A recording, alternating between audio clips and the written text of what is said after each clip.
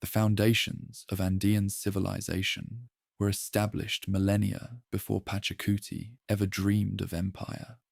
Human presence in this challenging landscape dates back to at least 15,000 BC, when nomadic hunter-gatherers first ventured into the high mountains, following the retreat of glaciers at the end of the last ice age. These earliest inhabitants left behind stone tools and cave paintings that hint at their struggle to survive in this harsh but resource-rich environment. A profound transformation began around 5000 BC with the domestication of native plants. The potato, capable of growing at altitudes where few other crops survive, became the cornerstone of highland subsistence. More than 4,000 varieties would eventually be cultivated across different ecological zones. Meanwhile, farmers domesticated other vital crops. Quinoa, with its protein-rich seeds, nutritious legumes, and hearty tubers like osier and uluco. On the coast and in lower valleys, maize, chili peppers, beans, and cotton became staples. This agricultural revolution allowed nomadic bands to settle into permanent villages, setting the stage for increasingly complex societies. Ceremonial centers appeared along Peru's northern coast approximately 5 millennia ago, revealing the emergence of social hierarchies and specialized religious activities.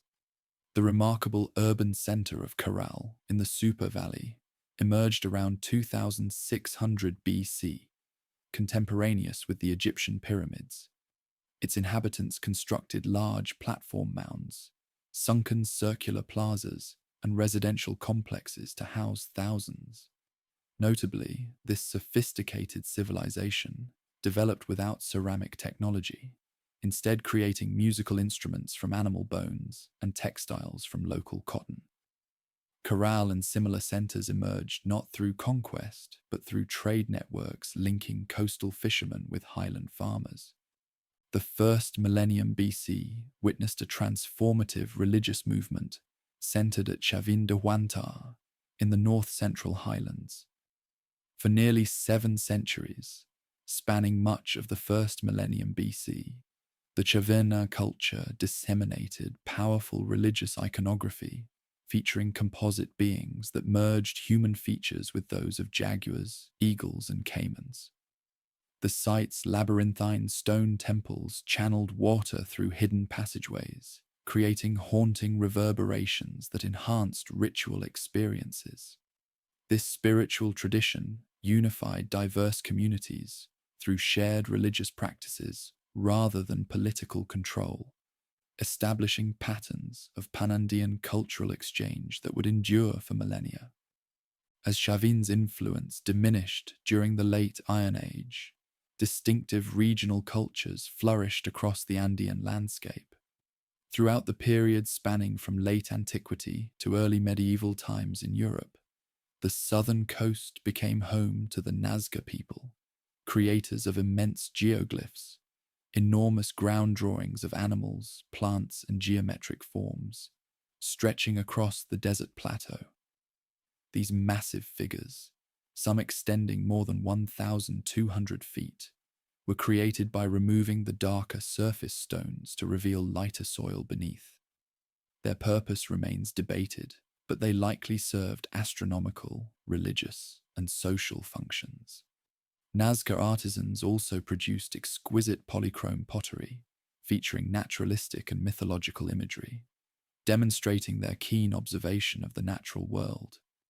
The early centuries of the Christian era saw the Moche civilization flourish along Peru's northern coastal valleys. For over half a millennium, they built impressive adobe pyramids, with the largest, the Huaca del Sol, requiring an estimated 143 million adobe bricks for its construction. Moche ceramic art represents one of humanity's most remarkable artistic traditions, with vessels shaped as portrait heads capturing individual likenesses with astonishing realism. Their pottery also depicted detailed scenes of warfare, ritual combat, hunting, fishing, and explicit sexual practices. Metal workers developed sophisticated techniques for gilding copper with thin layers of gold, creating objects of dazzling beauty that signaled the growing importance of precious metals in Andean ritual and political life. While these coastal societies flourished, equally significant developments occurred in the highlands. During the time when Rome's influence was waning in Europe, the Tiwanaku culture emerged near Lake Titicaca and would dominate the southern highlands for the next 7 centuries. Their engineers developed raised field agriculture, artificial planting platforms separated by water-filled channels that created micro-environments protecting crops from frost. This innovative system produced surplus food in a region where conventional farming would be nearly impossible. Tiwanaku's architectural achievements included precisely cut stone buildings, monolithic gateways carved with intricate iconography, and extensive water management systems. Their influence spread throughout the southern Andes through trade networks rather than military conquest. In the middle of what Europeans call the Dark Ages, the central highlands near modern Ayacucho witnessed the emergence of Wari culture. Unlike their predecessors, the Wari expanded through direct territorial control, establishing administrative centers across much of Peru. Their approach to imperial management, including standardized architecture, ceramic styles, and settlement planning, prefigured strategies later employed on an even grander scale. Wari cities featured distinctive orthogonal layouts with high-walled compounds enclosing residential spaces, suggesting concerns with security and social control. Their rapid expansion relied on sophisticated road networks connecting provincial centers with the capital. Throughout these centuries, metallurgical innovation accelerated across the Andes. Bronze tools enhanced agricultural productivity and construction capabilities. Craftspeople mastered techniques for working gold, silver, and copper, creating spectacular ornaments for elite individuals that symbolized their connection to cosmic powers. Textile production, considered the most prestigious art form, reached extraordinary levels of sophistication. Using backstrap looms, weavers created complex fabrics with up to 300 threads per inch, incorporating intricate patterns and symbols that conveyed information about status, ethnic identity, and spiritual beliefs. When European knights were departing for the First Crusade, both Wari and Tiwanaku experienced decline and eventual collapse for reasons still debated. Perhaps climate change, resource depletion, or internal social tensions undermined these early states. Their fall ushered in a period of regional fragmentation lasting several centuries. Smaller polities competed for resources and prestige, sometimes through open warfare. The northern coast saw the Chimu kingdom establish its capital at Chan Chan, an immense city of adobe compounds covering nearly 6 square miles. In the highlands, various ethnic groups controlled strategic valleys and passes, developing distinctive cultural traditions while engaging in complex patterns of exchange and conflict. This era of fragmentation produced innovations crucial for later developments. Agricultural terracing expanded significantly, transforming steep mountainsides into productive farmland while controlling erosion. Irrigation works grew more sophisticated, with canals carrying water across challenging terrain to nurture crops in naturally arid zones. Storage facilities, both for food and water, became increasingly important for managing seasonal variations in resource availability. These technological and administrative solutions to environmental challenges provided essential foundations for imperial expansion. The peoples who preceded the Inca developed remarkable cultural adaptations to diverse environments, stretching from arid coastlines to frigid mountaintops. They mastered water management in one of Earth's driest deserts, created monumental architecture without draft animals or metal tools, and established long-distance exchange networks traversing some of the planet's most challenging terrain. Their agricultural innovations allowed dense populations to thrive in seemingly inhospitable settings. Their artistic traditions expressed sophisticated understandings of the natural and spiritual worlds, and their organizational achievements, managing labor, resources, and knowledge across dispersed communities, created templates for the more centralized systems that would follow.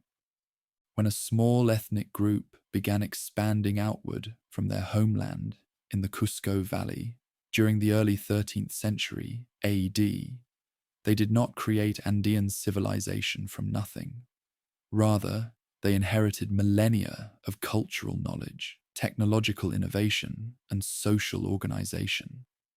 The genius of their imperial project would lie in synthesizing these diverse traditions, adapting proven techniques to new contexts, and implementing earlier experiments in governance on an unprecedented scale. As their origin myths acknowledged through supernatural imagery, they were both heirs to and transformers of an ancient and sophisticated cultural world. In the fertile valley of Cusco, nestled high in the central Andes at over 11,000 feet above sea level, the story of a great civilization begins not with archaeological certainty, but with sacred narratives. These origin myths, passed down through generations of oral tradition, before being recorded by Spanish chroniclers, reveal how this highland people understood their own beginnings and divine purpose in the world. The most widely recounted origin story tells of 4 brothers and 4 sisters who emerged from a cave called Tampu Toko, meaning House of Windows, at Pacaritambo, about 20 miles south of Cusco. Led by Manco Capac and his sister wife, Mama Oclo, they journeyed northward in search of fertile land. Carrying a golden staff, Manco tested the ground at each resting place. When they reached the Cusco Valley, the staff sank into the earth, signaling they had found their home. Here, Manco Capac taught men agriculture and governance, while Mama Oclo instructed women in weaving and household management. Thus began the divine lineage that would rule the Andean world. A parallel tradition describes Manco Capac and Mama Oclo as children of the sun god Inti, sent from an island in Lake Titicaca to bring civilization to humanity. They emerged from the sacred waters carrying the knowledge of agriculture, weaving, and proper worship of the gods.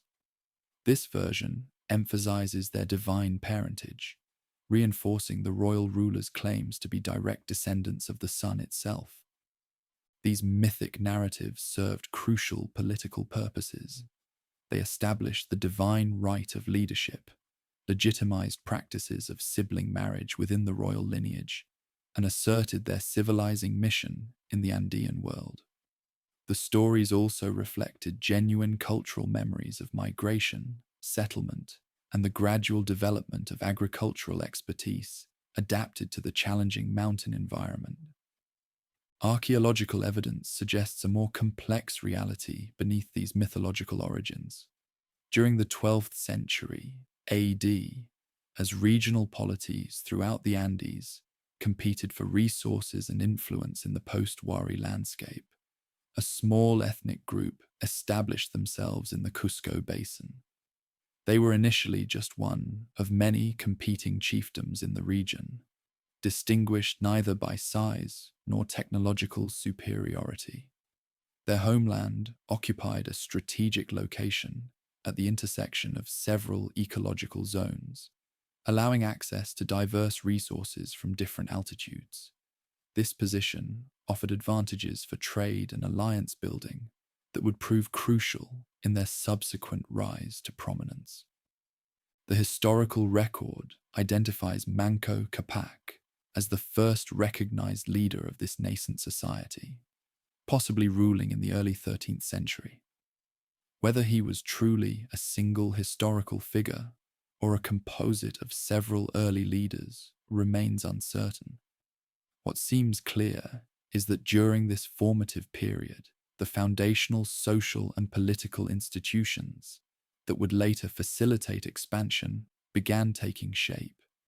Under Manco Capac and his immediate successors, they established the practices of divine kingship, created the first royal lineages known as Panacas, and laid the groundwork for their distinctive approach to governance.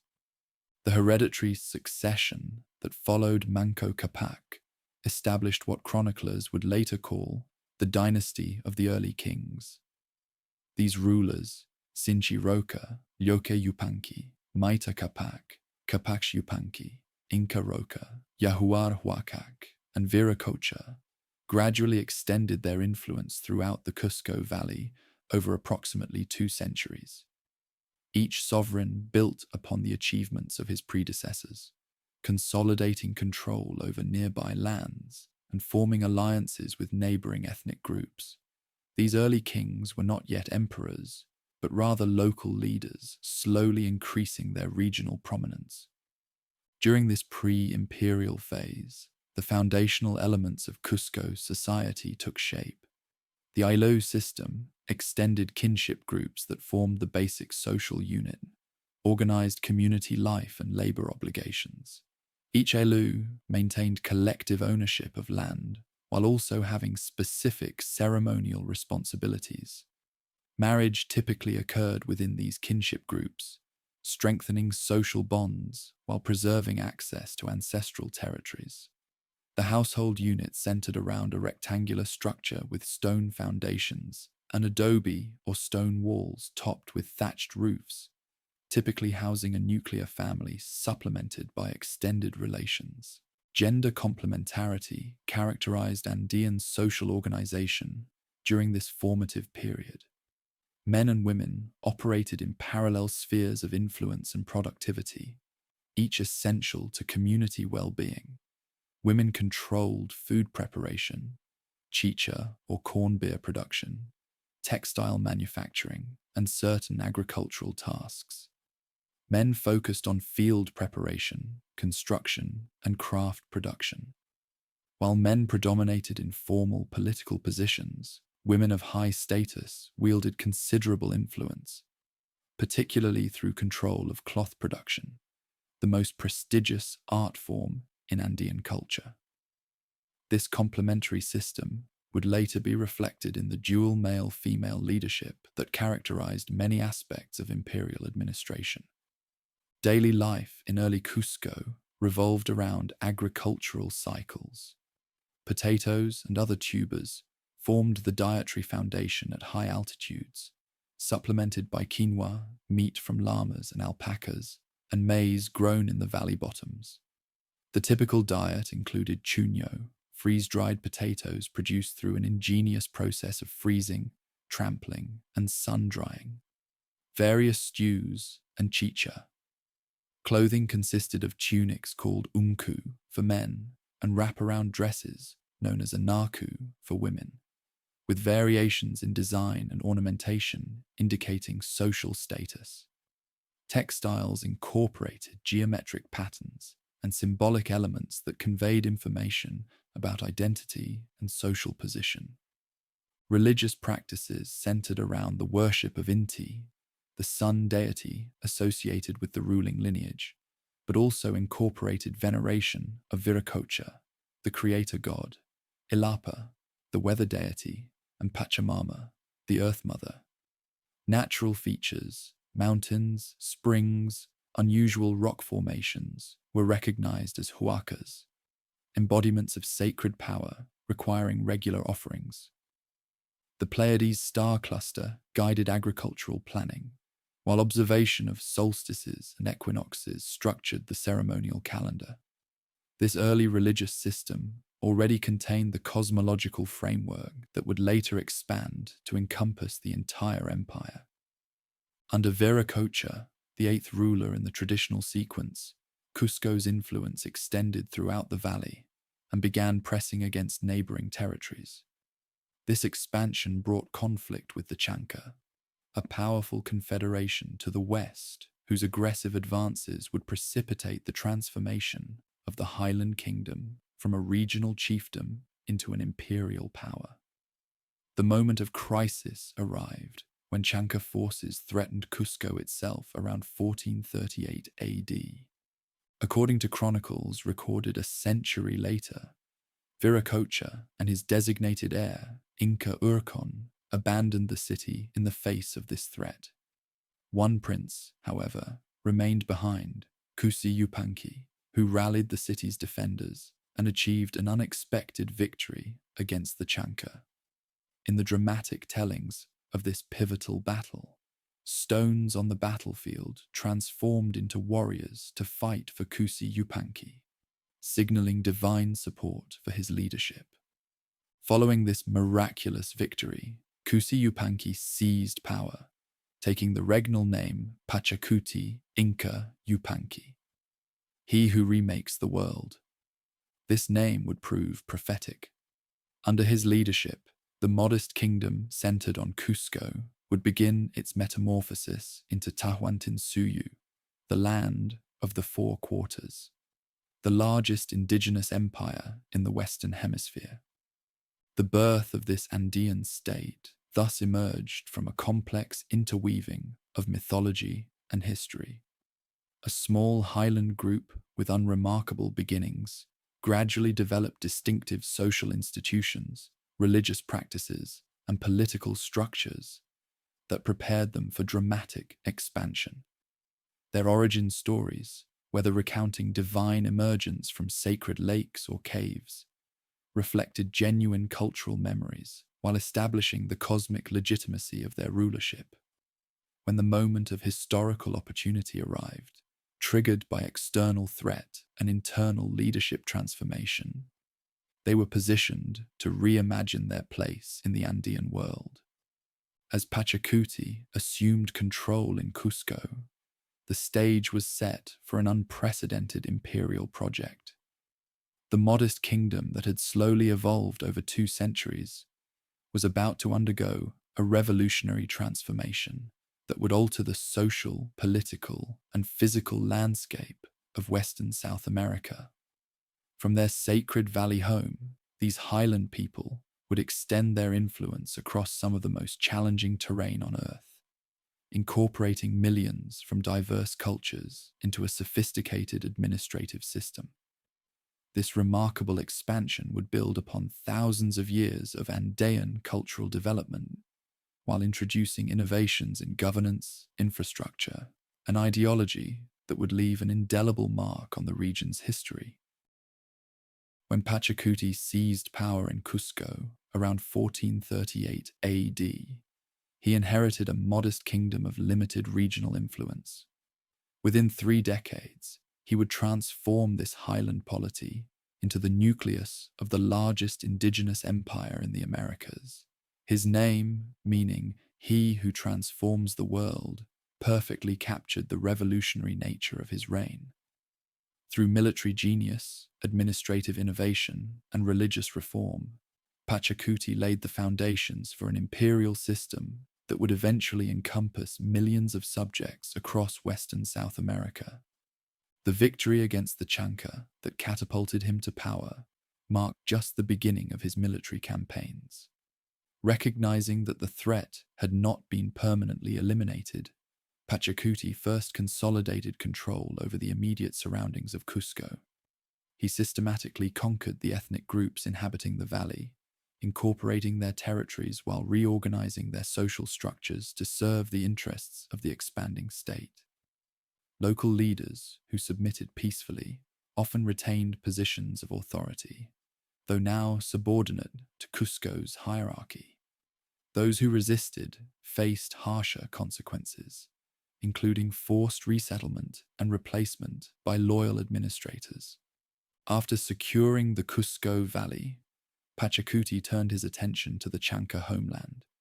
His forces crushed the Chanca Confederation in a series of decisive battles, eliminating his most dangerous rival while gaining control over valuable agricultural lands and trade routes to the west. This campaign demonstrated his strategic brilliance, not merely defeating enemies in battle, but systematically dismantling their capacity to organize future resistance. With the immediate threat neutralized, Pachacuti adopted a broader geopolitical vision. He launched campaigns against the ethnic groups inhabiting the Altiplano around Lake Titicaca to the southeast. The Colla and Lupaca, heirs to the Tiwanaku tradition, possessed rich pastureland for camelid herding and controlled important trade networks with the eastern lowlands. Initial resistance gave way to incorporation into the expanding state, though periodic rebellions would continue to challenge imperial authority in this region. Pachacuti's conquest strategies revealed sophisticated understanding of Andean political realities. Rather than relying solely on military superiority, he deployed a flexible repertoire of diplomatic and coercive tactics. His emissaries would approach local leaders with offers of alliance, demonstrating the benefits of peaceful incorporation through gifts and promises of privileged status. Only when negotiation failed would military force be deployed. This approach minimized resistance while maximizing the integration of conquered populations into the imperial system. Marriage alliances formed another critical component of Pachacuti's statecraft. By arranging marriages between women of the royal lineage and leaders of newly conquered territories, he created kinship bonds that legitimized Cusco's authority while giving provincial elites a stake in the imperial project. These relationships served as conduits for cultural exchange, facilitating the dissemination of language, religious practices, and administrative techniques throughout the expanding realm. As his territorial holdings grew, Pachacuti recognized the need for comprehensive administrative restructuring. The informal governance appropriate for a small kingdom would not suffice for managing diverse populations across challenging terrain. He instituted a decimal administration system that organized subjects into units of 10, 50, 100, 500, 1,000, 5,000, and 10,000 households, each with appointed officials responsible for tax collection, labor mobilization, and dispute resolution. This hierarchy created clear chains of command while generating census information essential for state planning. Provincial governance required particular attention. Newly conquered territories were divided into provinces under the authority of governors, typically members of the royal lineage or proven military commanders. These officials implemented imperial policies while relaying local concerns back to Cusco. Regional administrative centers served as scaled-down versions of the capital, complete with storage facilities, ceremonial spaces, and housing for officials. This provincial infrastructure physically manifested imperial presence while facilitating resource extraction and redistribution. The Mita labor system emerged during this period as a defining feature of imperial administration. Building on Andean traditions of reciprocal labor exchange, Pachacuti systematized these practices into a state-managed institution. All able-bodied subjects owed labor service to the state for public projects, including road construction, agricultural terracing, building maintenance, and military campaigns. This obligation rotated through communities on a scheduled basis, ensuring a steady labor supply while avoiding excessive burdens on any single group. The Mitiai enabled massive infrastructure development while reinforcing political allegiance through direct participation in imperial projects. Equally significant was Pachacuti's radical reimagining of Cusco itself. Recognizing the propaganda value of monumental architecture, he demolished much of the existing settlement and rebuilt it as a planned imperial capital. Streets were laid out in a grid pattern resembling a puma, a sacred animal symbolizing power and authority. At the center stood Coricancha, the temple of the sun, its interior walls covered with gold sheets that reflected sunlight in dazzling displays during ceremonial occasions. This architectural transformation physically embodied the state's growing prestige, while providing appropriate settings for increasingly elaborate rituals. Beyond the capital, Pachacuti ordered construction of administrative centers, storehouses, and temples throughout the realm. These buildings featured standardized architectural elements, trapezoidal doorways, precision-fitted stone walls, and distinctive niches, marking them unmistakably as imperial installations. Their presence on the landscape announced state authority in newly conquered regions, while providing infrastructure necessary for governance. Perhaps most impressive was Pachacuti's inauguration of the royal estate system. He established a personal estate in the Urubamba Valley, later known as Machu Picchu, as a retreat from the capital and symbolic representation of his continuing authority even after death. Subsequent rulers would follow this precedent, each creating their own estates, supported by dedicated agricultural lands and labor from specific communities. These complexes served multiple functions, demonstrating imperial resources, providing settings for elite socialization, and establishing enduring monuments to individual rulers. Religious reforms complemented these administrative and architectural innovations, while maintaining traditional veneration of Inti, the sun deity. Pachacuti elevated this cult to official state religion, directly connecting his lineage to divine authority. He ordered construction of temples dedicated to Inti throughout the realm, instituting standardized rituals overseen by specialized priests. At the same time, he incorporated local deities into an expanding imperial pantheon, allowing conquered peoples to maintain traditional practices while acknowledging the supremacy of state-sponsored worship.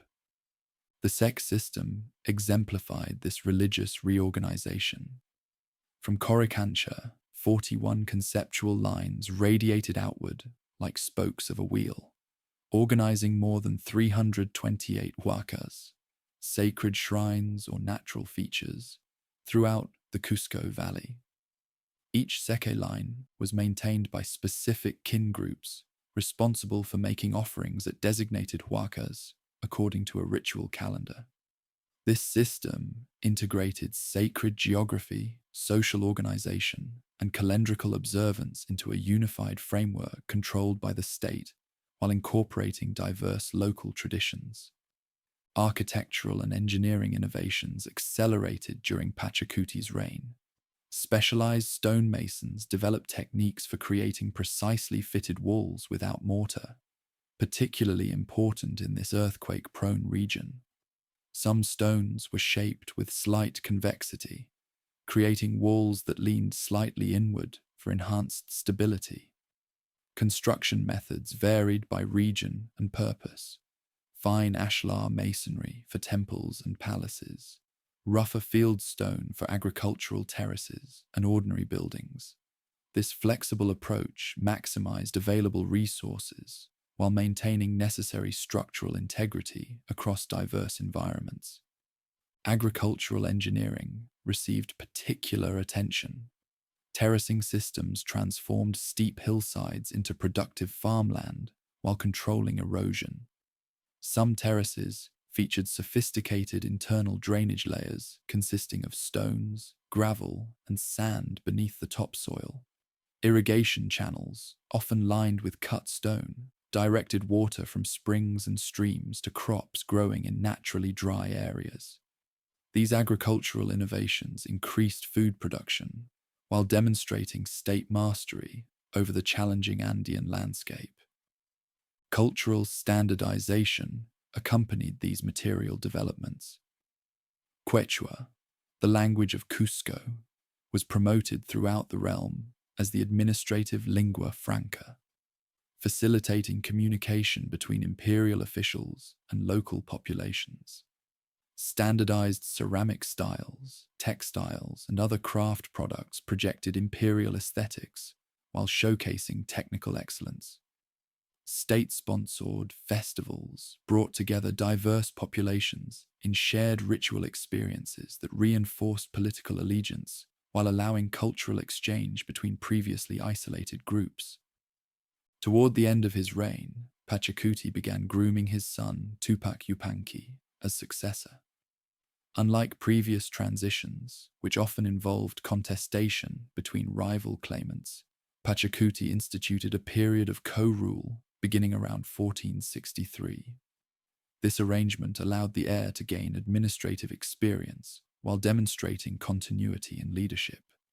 Tupac Yupanqui led military campaigns against territories to the north, extending imperial control into what is now Ecuador, while his father maintained central administration in Cusco. When Pachacuti died around 1471, he left behind a transformed world. What had been a modest regional kingdom had become the nucleus of an expanding empire, controlling diverse populations across challenging terrain. The administrative systems, religious practices, and architectural achievements of his reign provided foundations for the further expansion that would follow under his successors. His innovations in statecraft, particularly the flexible incorporation of conquered populations and standardized provincial administration, enabled sustainable imperial growth rather than short-lived conquest.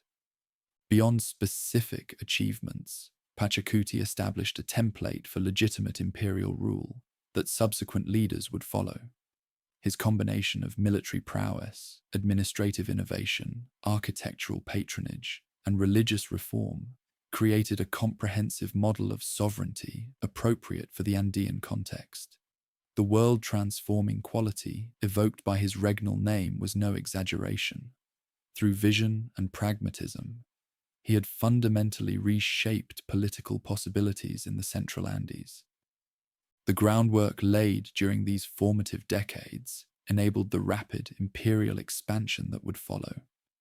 As Tupac Yupanqui assumed sole rule, he inherited not merely territories, but functioning systems of governance, resource extraction, and ideological legitimation. The institutional framework created under Pachacuti would prove remarkably adaptable to new challenges. As the empire continued its unprecedented growth across the mountainous landscape of Western South America. The period from 1471 to 1493 AD marked the apex of territorial expansion under Tupac Yupanqui and the early years of his son's rule. During these decades, the boundaries of Tahuantinsuyu more than doubled, incorporating diverse populations from present-day Ecuador to Chile. This remarkable growth was accompanied by sophisticated administrative systems, monumental construction projects, and intricate social organization that together constituted the most complex political structure ever developed in pre-Columbian America. Tupac Yupanqui had already proven his military capabilities during his father's lifetime, leading campaigns into the northern highlands while Pachacuti governed from Cusco. Upon assuming sole rule, he pursued an aggressive strategy of territorial expansion in multiple directions. Unlike his father, who focused primarily on consolidating control over the Central Andes, Tupac Yupanqui envisioned a truly continental domain, stretching from the equatorial regions to the southern deserts.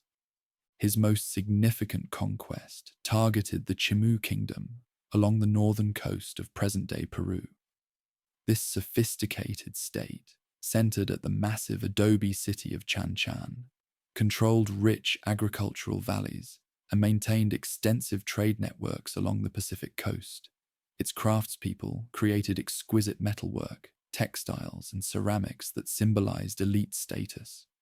Despite these achievements, the Chimu Kingdom fell to highland forces after a series of campaigns between 1470 and 1475. This victory gained control over densely populated agricultural lands, extensive irrigation works, and communities of specialized craftspeople who would now serve new masters. With the northern coast secured, Tupac Yupanqui pushed territorial boundaries even further. His forces advanced northward into what is now Ecuador, conquering the Cañari and other groups in the highlands before reaching Quito. Archaeological evidence suggests they may have ventured even further north into present-day Colombia. Simultaneously, southern expeditions extended authority into what is now northern Chile and northwestern Argentina. These campaigns incorporated diverse ecological zones into the growing realm, from tropical lowlands to desert coasts to high-altitude plateaus. Military expansion alone cannot explain this unprecedented growth. Equally important was the development of infrastructure that enabled effective governance across vast distances and challenging terrain. The most visible manifestation was the road system, known as Chapac Ñan, or the Royal Road. This network eventually encompassed over 40,000 kilometers of engineered pathways connecting all regions of the domain. The main north-south highway, running along the Andean spine, featured paved surfaces, drainage systems, retaining walls, and stairways that facilitated movement through some of Earth's most difficult terrain. These roads served multiple purposes beyond mere transportation. At regular intervals stood tambos, way station complexes providing lodging for traveling officials, storage for supplies, and facilities for messengers. The Chasqui messenger system utilized trained runners who carried verbal communications and small items in relay fashion between tambos. Running at altitude, each messenger could cover their assigned segment at remarkable speed before passing information to the next runner. Through this system, messages could travel from Cusco to Quito, a distance of over 1,000 miles, in less than a week, an astonishing achievement in a society without writing or wheeled vehicles. A second highway paralleled the first along the coast, with connecting routes between the two main arteries. Additional roads led eastward toward the Amazon basin and westward to the Pacific. This comprehensive network facilitated movement of armies, administrators, and goods throughout the realm, while symbolizing unity across diverse landscapes. The roads physically manifested state power, their very existence demonstrating engineering prowess and organizational capacity, while facilitating the practical requirements of governance. Agricultural mastery reached its zenith during this period.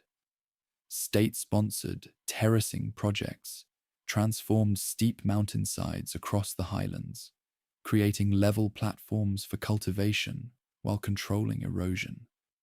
The most impressive examples, like those in the Sacred Valley near Cusco, featured precisely cut stone retaining walls, supporting deep soils suitable for intensive agriculture. Internal drainage layers prevented waterlogging during heavy rains. These engineering marvels not only increased available farmland, but symbolized the ruling elite's capacity to reshape landscapes according to human design.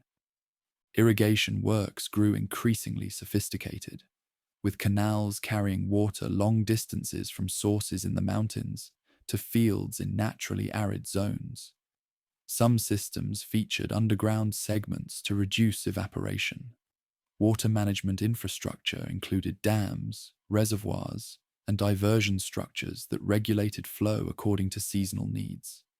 These hydraulic works supported intensified agriculture while demonstrating technical expertise at managing this precious resource in a challenging environment, where rainfall was highly seasonal and often unpredictable. The agricultural calendar incorporated sophisticated understanding of astronomical phenomena.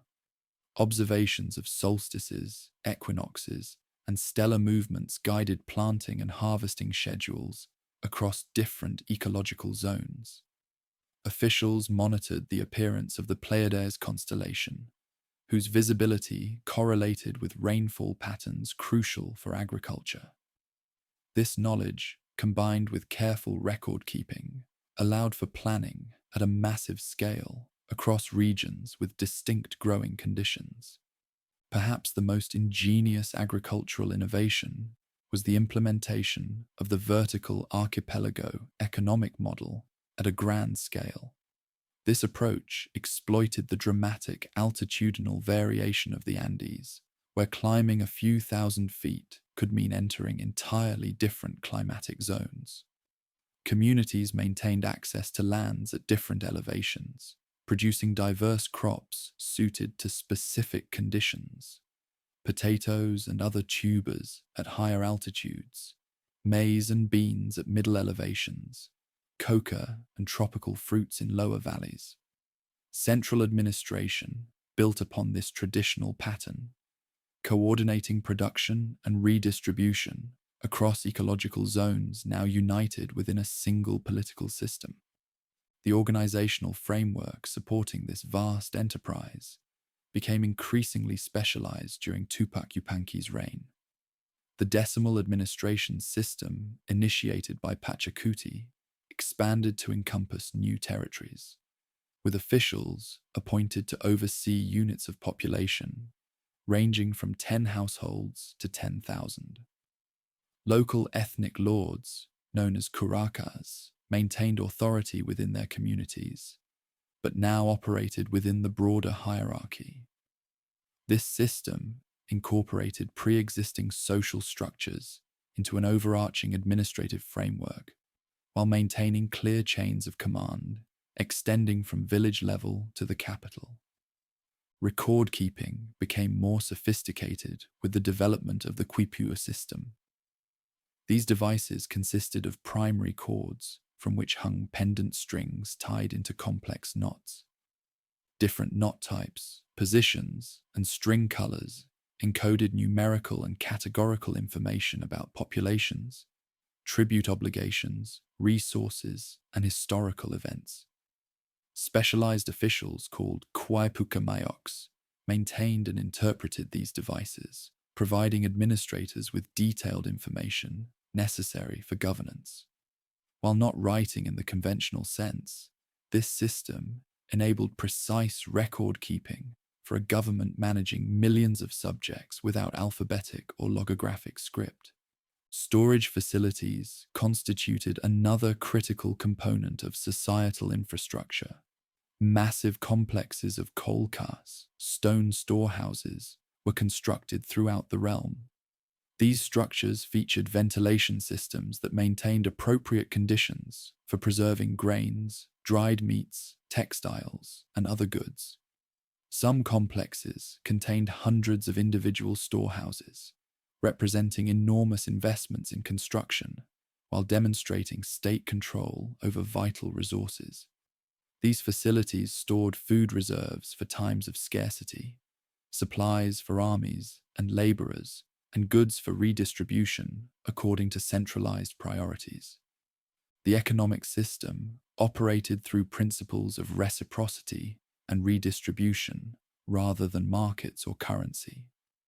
Communities fulfilled tribute obligations through labor service and products specific to their ecological zones. Officials redistributed these goods throughout the realm according to administrative needs. This system enabled specialization of production while ensuring communities received necessary resources unavailable in their immediate environments. The absence of market mechanisms meant the state maintained direct control over economic activity, directing resources toward prioritized projects rather than profit-seeking by individuals. Monumental architecture flourished during this golden age. Beyond Cusco, administrative centers like Huánuco Pampa and Pumpu in the Central Highlands featured massive plazas capable of accommodating thousands of people for official functions and ceremonial gatherings. Their standardized layouts included administrative buildings, storage facilities, and accommodations for visiting dignitaries. These centers physically manifested central authority throughout the realm, while providing necessary infrastructure for governance. Equally impressive were royal estates established by successive rulers. Following Pachacuti's example at Machu Picchu, Tupac Yupanqui created his own estate at Chinchero, while later his son would develop Quispeguanca in the Sacred Valley. These complexes served multiple functions as private retreats for the ruler, settings for elite social activities, and symbols of continuing royal authority. After a ruler's death, these estates would be maintained by his panica, the corporate descent group responsible for maintaining his mummified remains and perpetuating his memory. This practice created enduring connections between rulers, territories, and descendant groups that reinforced stability across generations. Religious architecture also expanded dramatically. Temples dedicated to Inti, the sun deity, were constructed in major centers throughout the realm. The most sacred sites featured precisely cut stone walls, carefully oriented entrances aligned with astronomical phenomena, and interior spaces designed for specific ritual functions. The site of Isla del Sol in Lake Titicaca received particular attention as a place associated with the origin myths of the ruling dynasty. These religious structures physically manifested cosmic order, while providing appropriate settings for state-sponsored ceremonies that reinforced political authority. Social organization during this period reflected the increasing complexity of the administrative system. At the apex stood the living ruler, considered a direct descendant of the sun deity.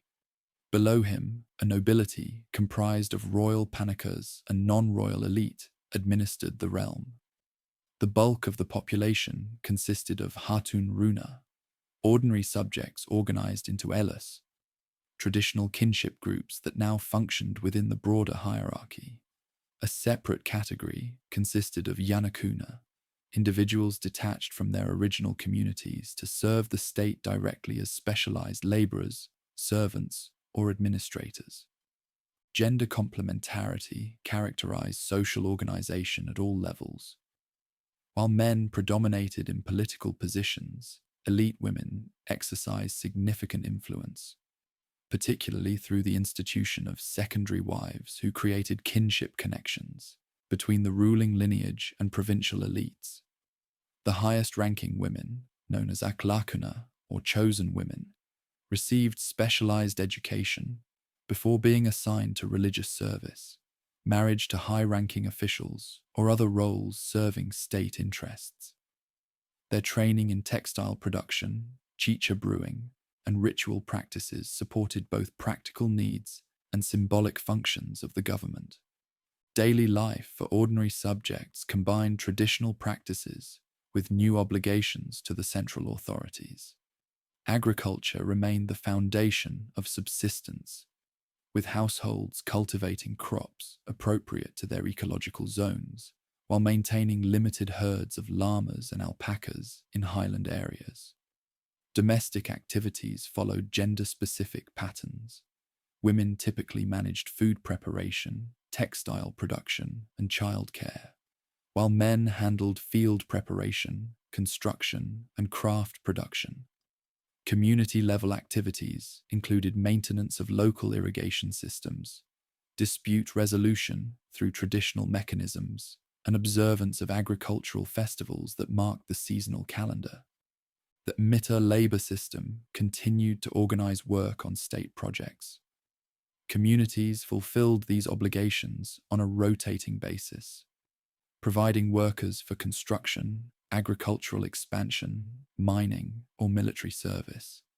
This system distributed labor burdens across populations while accomplishing massive infrastructure projects without slave labor or paid workforces.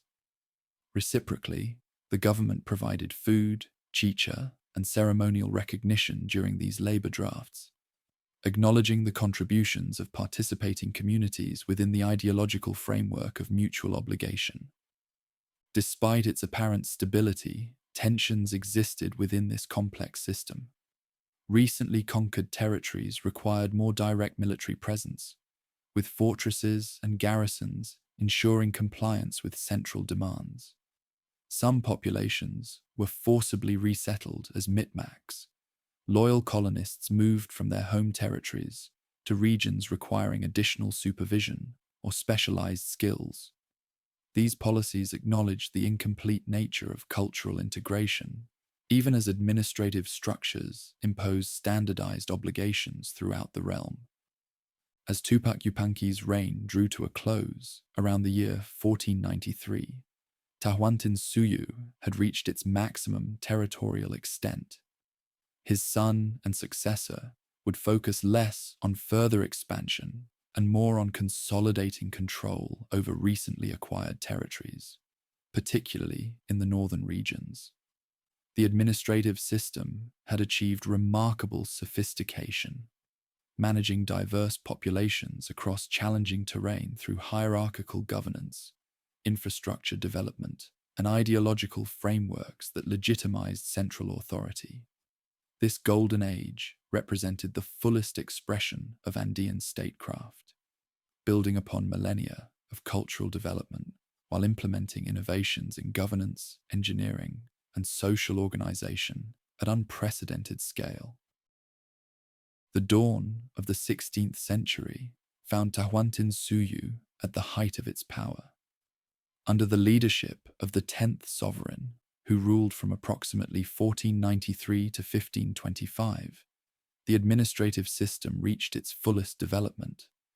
Yet within this seeming stability lay the seeds of catastrophe.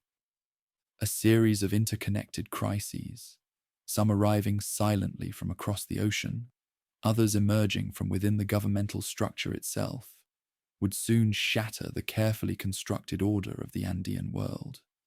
The new ruler inherited a domain of unprecedented proportions from his father.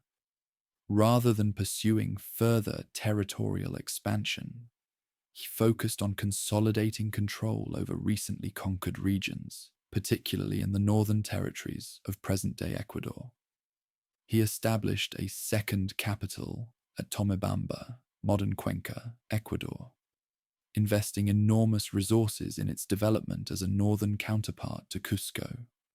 This magnificent center featured temples, plazas, and palaces, constructed with materials brought from across the realm, including stones transported from Cusco itself to symbolize the transfer of sacred authority.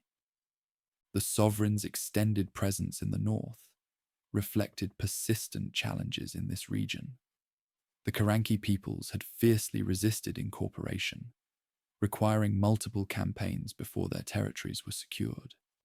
Even after military victory, maintaining administrative control demanded ongoing attention from the highest levels of leadership.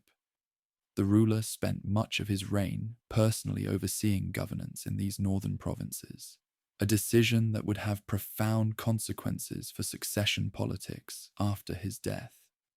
Despite these challenges, infrastructure continued to develop during this period. The road network expanded, administrative centers were constructed in newly incorporated territories, and terrace systems transformed additional landscapes for agricultural production.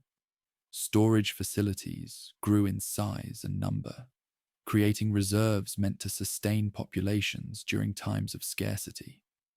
These material investments represented continuing confidence in the permanence of governmental institutions, even as unseen threats gathered on distant horizons.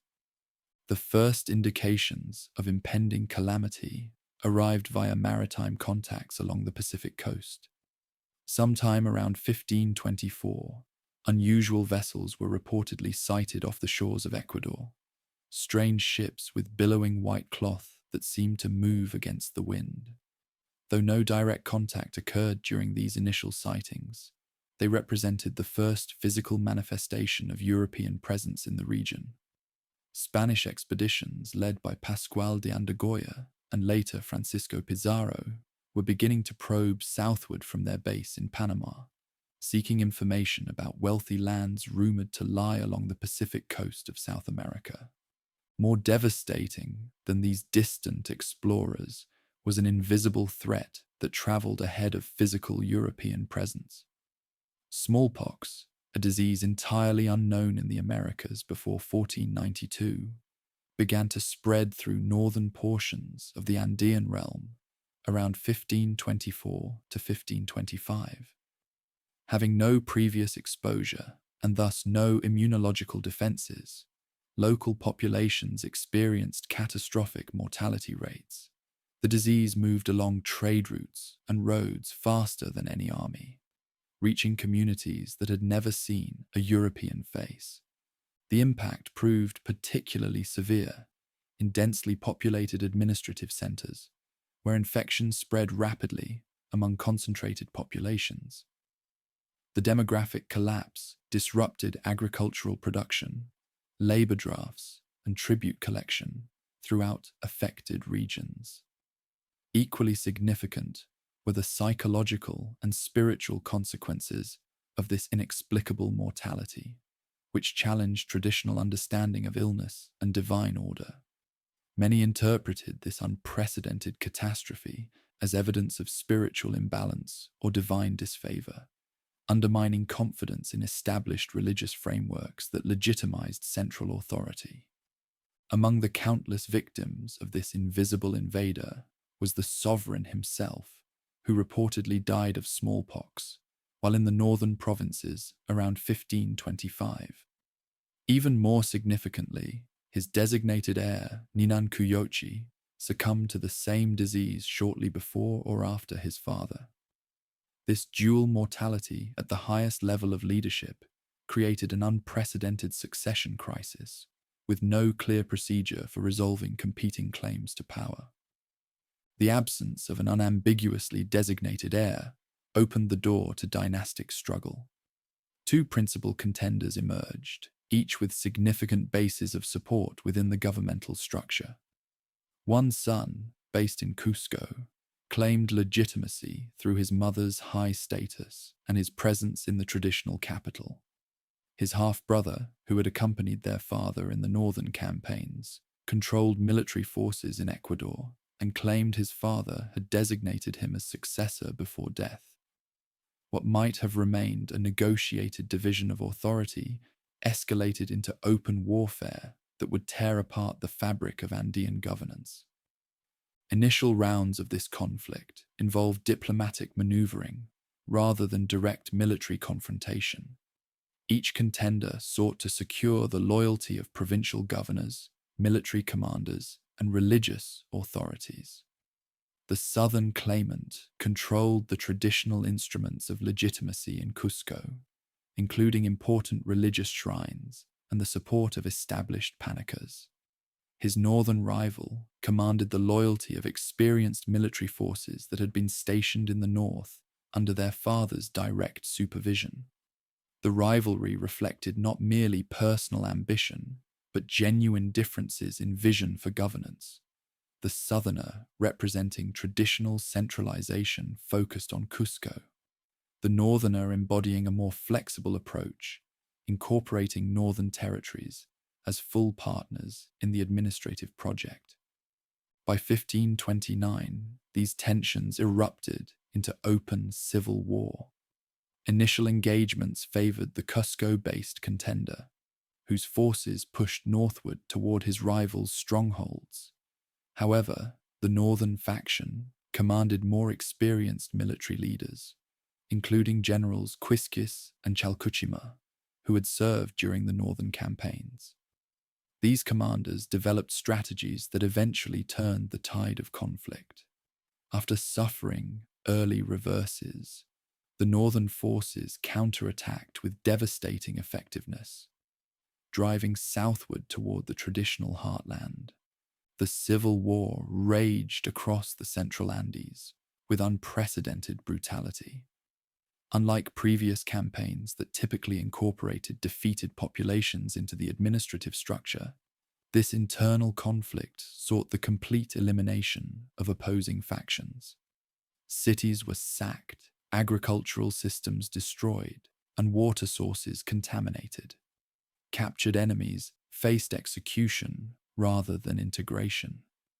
This scorched earth approach inflicted lasting damage on societal infrastructure, while traumatizing populations caught between competing factions. By 1532, the northern generals had achieved decisive military superiority. Their rival was captured after his forces suffered a major defeat near Cusco. With the traditional capital now under control of northern forces, the victorious claimant began a triumphal journey southward from Ecuador to claim his victory. Along the way, he received reports of strange bearded men who had landed on the northern coast and were moving inland. These were Pizarro and his small band of conquistadors, whose arrival coincided with the culmination of the Civil War. The northern faction's victory proved short-lived and ultimately Pyrrhic. Having eliminated his rival, the victor initiated a purge of opposition supporters, particularly targeting members of rival Panicas who might challenge his legitimacy. This campaign of execution decimated significant portions of the elite, eliminating potential leaders who might otherwise have mounted more effective resistance against the European interlopers.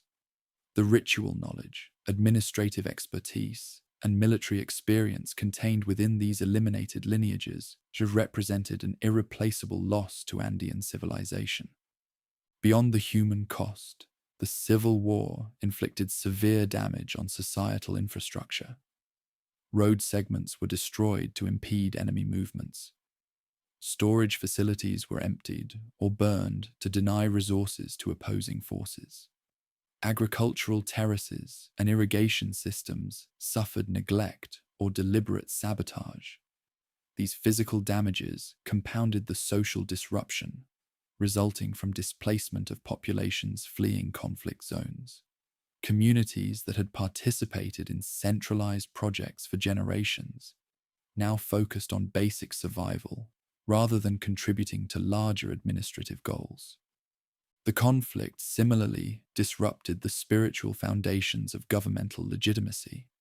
Religious sites associated with particular rulers became targets for desecration by opposing factions.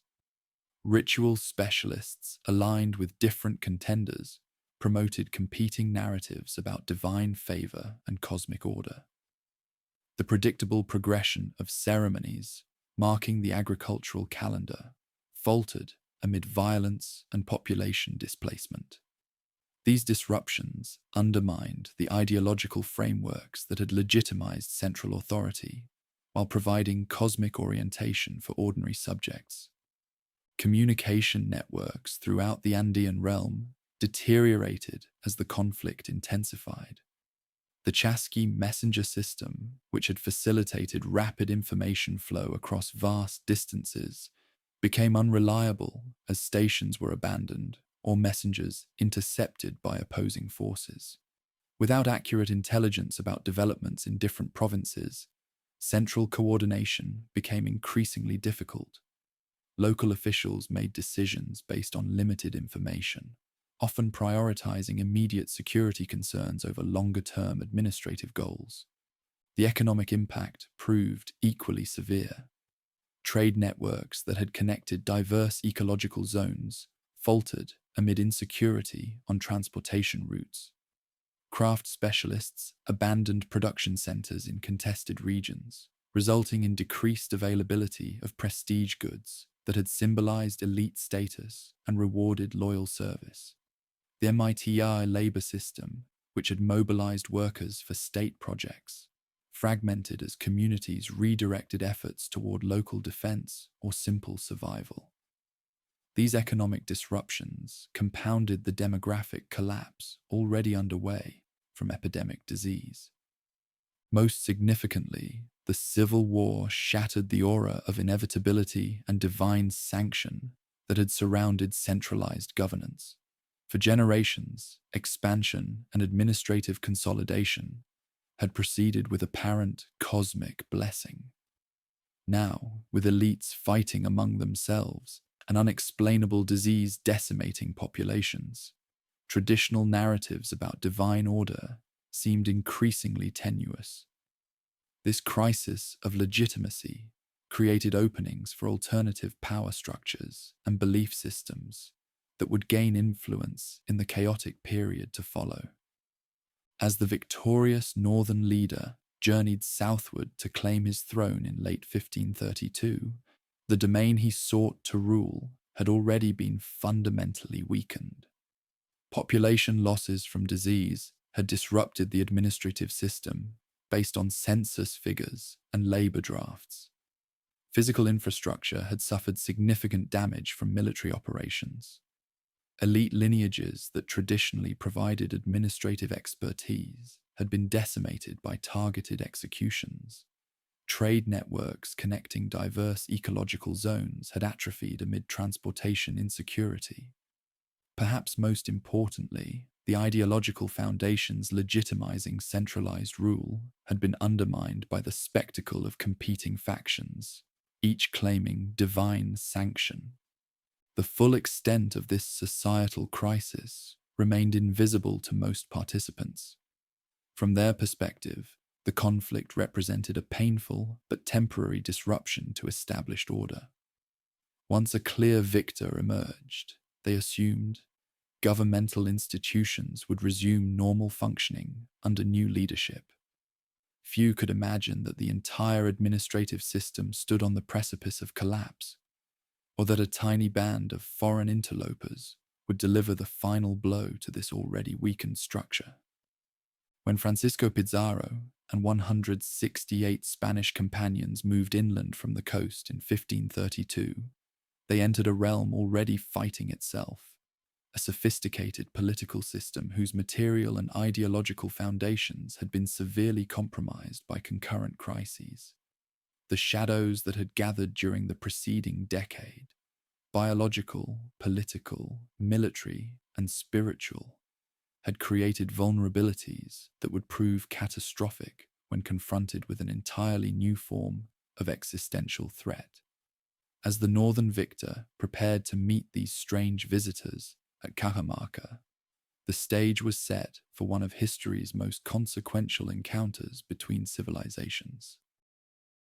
On the afternoon of November 15th, 1532, in the highland town of Cajamarca, two worlds that had developed in complete isolation from each other for millennia collided with devastating consequences.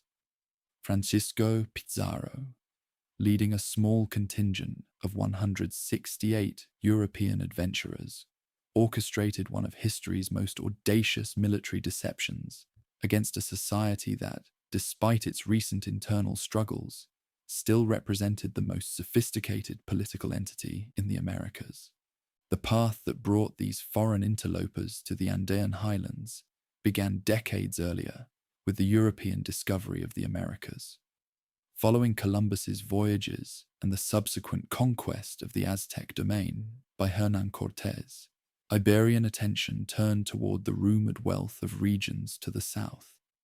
Francisco Pizarro, an illiterate soldier of modest background who had participated in early expeditions in Panama and Colombia, became captivated by tales of a wealthy southern civilization rich in gold and silver. Between 1524 and 1528, Pizarro led two exploratory voyages along the Pacific coast, gathering evidence of sophisticated societies and glimpsing impressive material wealth. Returning to his homeland in 1528, he secured royal authorization from Emperor Charles V to conquer these southern lands, grandly named New Castile, though still largely unknown to Europeans. The Capitulación granted him the titles of Governor, Captain General, and Adelantado of these territories, with Diego de Almagro appointed as commandant of the soon-to-be-established fortress at Tumbes.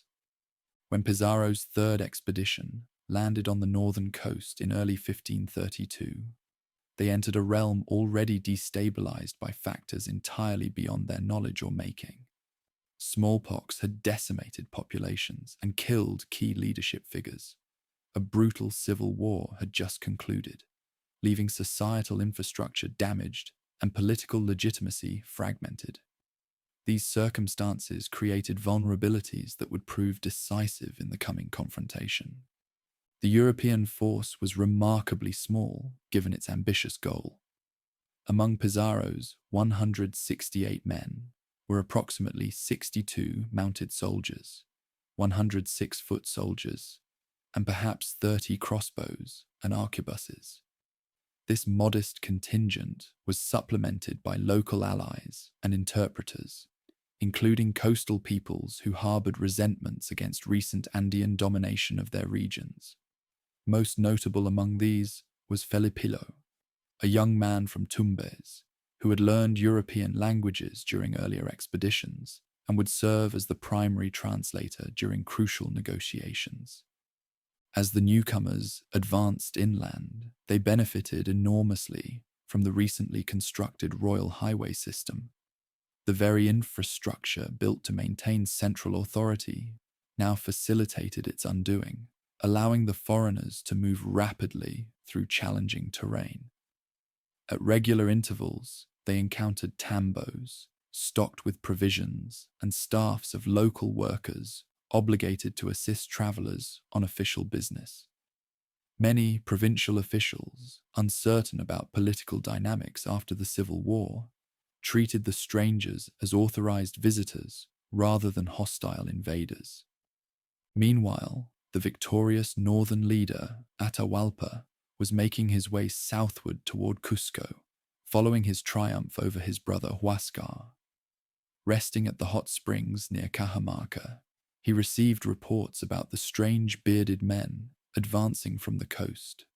Rather than viewing them as an existential threat, he apparently regarded them as a minor curiosity that could be evaluated and addressed while continuing his journey to claim the traditional capital.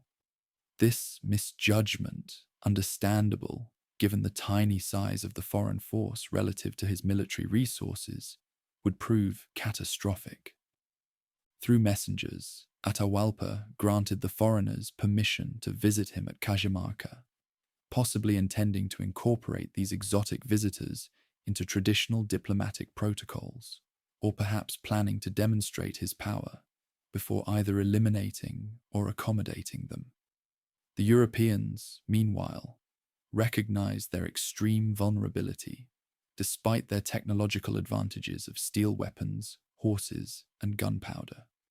Their only viable strategy was bold deception rather than open conflict against numerically superior forces.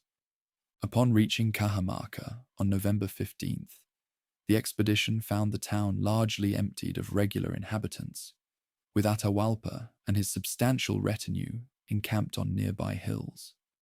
Pizarro sent an envoy, led by Hernando de Soto, to formally invite the Andean sovereign to meet the foreign representatives. This initial encounter provided crucial intelligence about the size and organization of Atahualpa's entourage, while demonstrating the intimidating effect of horses on people who had never encountered such animals. Atahualpa agreed to visit the foreigners the following day, apparently planning to arrive with a substantial but unarmed escort, as befitting a diplomatic occasion. The Europeans, however, prepared an elaborate trap. They positioned their limited forces around the central plaza of Cajamarca, concealing cavalry units in side buildings while stationing men with crossbows and firearms at strategic points. Pizarro instructed Dominican friar Vicente de Valverde to approach Atahualpa with a breviary and demand submission to Christianity and recognition of European sovereignty. The fateful encounter unfolded on the afternoon of November 16th. Atahualpa entered the plaza, accompanied by several thousand attendants carrying ornamental weapons, but unprepared for actual combat. The foreigners remained hidden as Friar Valverde approached the sovereign, offering a breviary while delivering a prepared speech about Christian doctrine and Castilian imperial authority. According to European accounts, Atahualpa examined the book, holding it to his ear as if expecting it to speak, before throwing it to the ground in apparent disdain. This action, or perhaps some predetermined signal, regardless of Atahualpa's response, triggered the ambush. At Pizarro's command, artillery and firearms discharged into the crowded plaza, while cavalry units burst from concealed positions. The psychological impact of horses, gunpowder weapons, and steel swords against a crowd unprepared for violence created immediate panic. Within minutes, thousands of Atahualpa's retinue lay dead or wounded, while the sovereign himself was captured alive, reportedly protected from harm on Pizarro's direct orders. The speed and completeness of this victory stunned both sides. With their leader captured, Andean forces outside the town, potentially numbering many thousands, failed to mount an effective counterattack. The invaders had executed one of history's most consequential military coups, decapitating the leadership of an entire society while suffering negligible casualties themselves. Through a combination of audacity, deception, psychological warfare, and technological advantage, a minute force had effectively neutralized an entire governmental apparatus. Recognizing his value as a hostage, Atahualpa quickly offered an extraordinary ransom for his release. According to European accounts, he indicated a room and promised to fill it once with gold and twice with silver within 2 months if permitted to live. Whether this offer originated from the captive himself or was suggested by his captors remains uncertain, but the resulting collection of precious metals represented one of history's greatest transfers of wealth between civilizations. Over the following months, gold and silver objects flowed into Cajamarca from temples, palaces, and shrines across the realm. Messengers carrying Atahualpa's commands traveled throughout the land, instructing local authorities to send precious metals to ransom their sovereign. Religious treasures, architectural decorations, and ceremonial objects of incalculable artistic and cultural value were melted down into ingots for easier division among the Europeans. The ultimate collection, before melting, reportedly filled a room measuring approximately 22 feet long by 17 feet wide to a height of over 8 feet. This massive transfer of wealth, estimated at 13,420 pounds of 22-carat gold and twice that amount of silver, fundamentally undermined the material foundations of Andean spiritual and political authority. Beyond their monetary value, these objects had embodied connections between ruling lineages, deities, and cosmic order. Their destruction represented not merely economic loss, but the dismantling of physical manifestations of legitimate authority and spiritual power that had unified diverse populations across the realm. Despite fulfilling his ransom obligation, Atahualpa's fate had likely been decided from the moment of his capture. As European reinforcements arrived and the initial ransom was distributed, Pizarro found himself with a dangerous prisoner, whose continued existence served no further strategic purpose. Moreover, reports that loyalist forces were gathering to rescue Atahualpa created additional urgency for eliminating this potent symbol of legitimate authority. In July 1533, after a show trial on fabricated charges of fomenting rebellion, practicing idolatry, and committing fratricidal violence against Huascar, Atahualpa was sentenced to death by burning. Upon converting to Christianity at the last moment, likely seeking to avoid the destruction of his body through fire, which would prevent proper mummification and ancestral veneration, his sentence was commuted to execution by garrote. With his death on July 26th, the last independent sovereign of Tahuantinsuyu perished. Though the struggle for control of the Andean world was far from over. Following Atahualpa's execution, Pizarro installed a series of puppet rulers to legitimize foreign authority while advancing toward Cusco. First, Tupac Hualpa, another son of Huayna Capac, selected for his willingness to cooperate, was installed as a figurehead. When he died shortly thereafter, possibly poisoned by Chalcuchima, one of Atahualpa's generals still resisting European control. He was replaced by Manco Inca, a son of Huayna Capac from a Cusco lineage opposed to Atahualpa's faction. The European advance on Cusco encountered significant resistance from loyalist forces led by General Quisquis, but technological advantages combined with support from local allies eventually secured victory. On November 15th, 1533, exactly 1 year after arriving at Cajamarca, Pizarro's forces entered Cusco, the sacred capital and ceremonial heart of the Andean world. The final military obstacle to foreign control had been overcome, though cultural resistance would continue for decades. Upon reaching Cusco, the newcomers encountered wealth that dwarfed even what they had already seized at Cajamarca. The city's temples, particularly Coricancha, with its gold-covered walls and life-sized gold and silver replicas of crops and animals, contained treasures accumulated over generations. Once again, precious artworks and ceremonial objects were melted down for distribution among the conquerors. Buildings were systematically stripped of precious decorations, and graves were opened to extract funeral goods made of valuable materials. European control expanded rapidly during the following year. In January 1535, Pizarro founded Ciudad de los Reyes, later called Lima, as a European capital near the coast. This location reflected foreign strategic priorities: proximity to maritime connections with Panama and the Old World, and distance from highland populations that might threaten colonial control.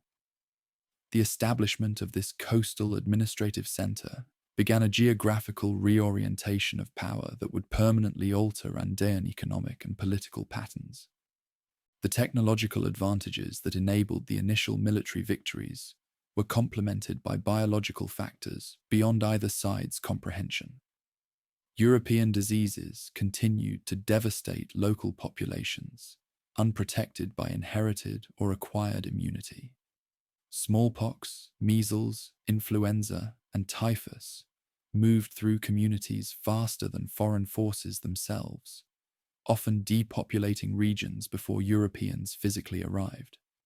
Contemporary accounts describe abandoned villages and unburied bodies along travel routes, testament to the invisible conquest that accompanied military subjugation. Equally significant for the long-term transformation of Andean society were the four-legged invaders that accompanied human conquerors. Horses provided tactical advantages in warfare and symbols of foreign prestige. Cattle, sheep, pigs, and goats introduced new sources of protein, but also new patterns of land use that would eventually transform highland ecologies. European crops such as wheat and barley, while increasing dietary diversity, similarly required agricultural techniques that often proved less sustainable in mountain environments than traditional practices. The encomienda system was quickly established as the primary mechanism for controlling newly conquered populations. This institution granted individual Europeans the right to demand labor and tribute from specific communities, ostensibly in exchange for protection and Christian instruction. In practice, this arrangement institutionalized exploitation while disrupting traditional patterns of reciprocity and resource allocation that had governed local economies. Many communities faced overlapping demands from encomenderos, missionaries, and remnants of the indigenous nobility, creating unsustainable burdens. Religious transformation proceeded simultaneously with economic and political changes. Dominican, Franciscan, and Augustinian missionaries accompanied and followed military forces, establishing churches and initiating conversion efforts. Catholic sacraments were introduced as replacements for traditional ceremonies, while Christian saints were promoted as acceptable objects of devotion in place of traditional huacas and deities. Church construction often proceeded directly atop local sacred sites, physically and symbolically asserting the new spiritual order. This initial phase of conquest, however, faced significant countercurrents. The foreign forces, though technologically superior, remained numerically insignificant compared to Andean populations. Political control depended heavily on manipulating existing authority structures, particularly through puppet rulers who legitimized foreign actions while communicating demands to local populations. As these accommodations broke down, resistance intensified, revealing the incomplete nature of the European victory. Administrative conflicts among the conquerors further complicated consolidation of control.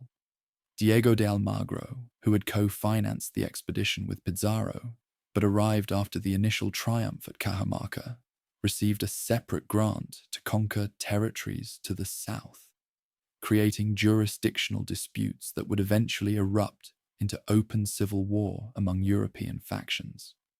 These internal conflicts created openings for local resistance while demonstrating that foreign solidarity was far from absolute.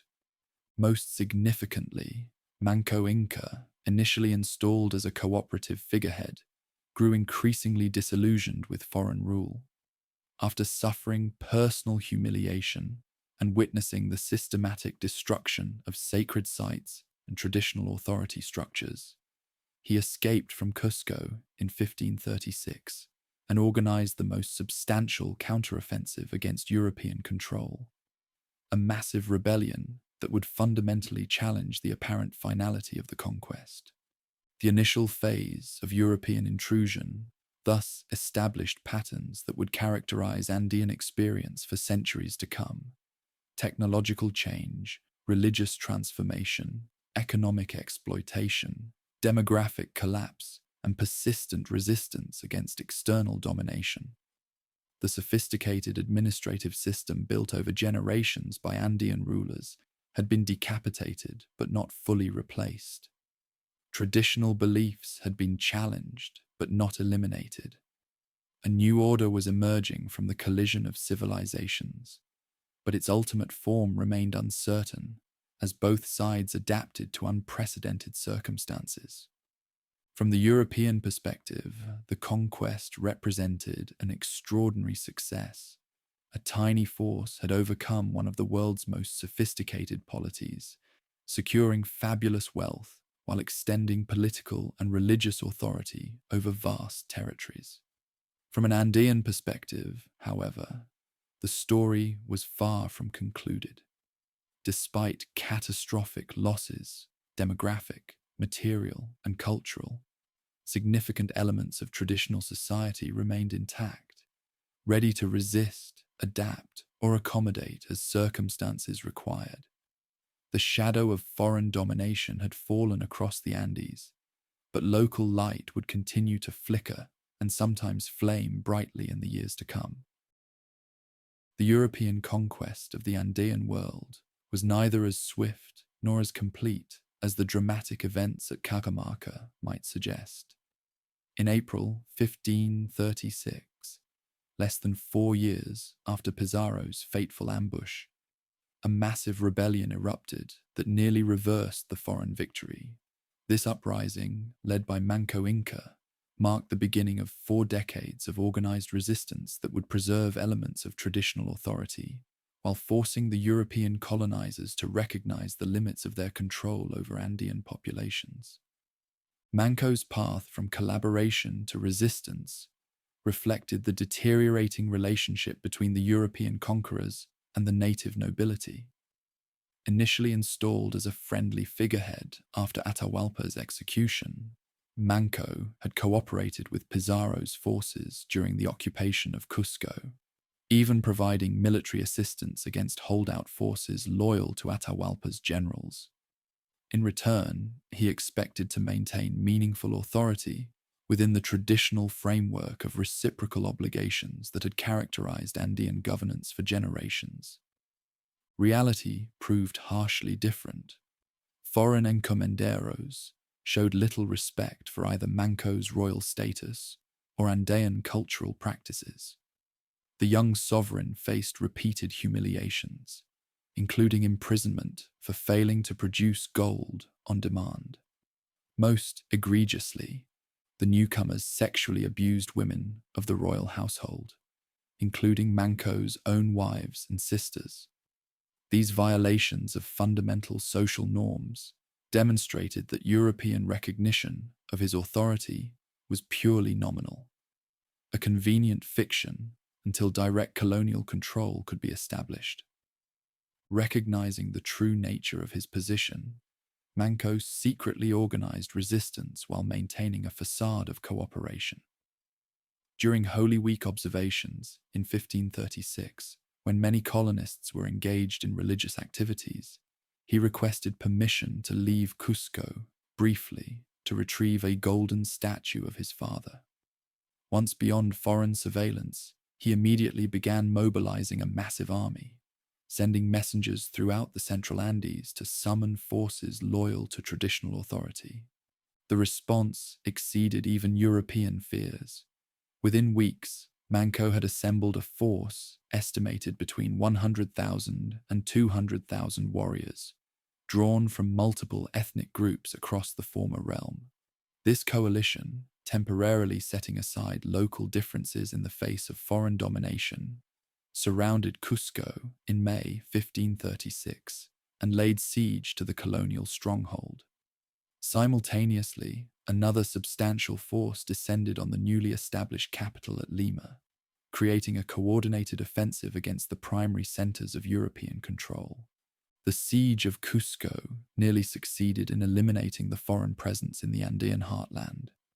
Manco's forces captured the fortress of Sacsayhuaman, overlooking the city, using it as a base for devastating attacks. They systematically destroyed bridges, blocked roads, and intercepted supply columns to isolate the approximately 190 European defenders. Using flaming arrows and torches, they set fire to Cusco's thatched roofs, burning much of the city while forcing the foreigners to retreat to the central plaza. For nearly 10 months, the colonizers faced imminent destruction, saved only by their stone-building fortifications, superior weapons, and desperate cavalry sorties to secure food. Simultaneously, the assault on Lima threatened the European coastal foothold. Though unable to breach the city's defenses, Andean forces destroyed outlying settlements, disrupted communication lines, and effectively isolated the colonial capital from outside support. Numerous supply expeditions from Central America were ambushed and eliminated on roads from the coast to the highlands.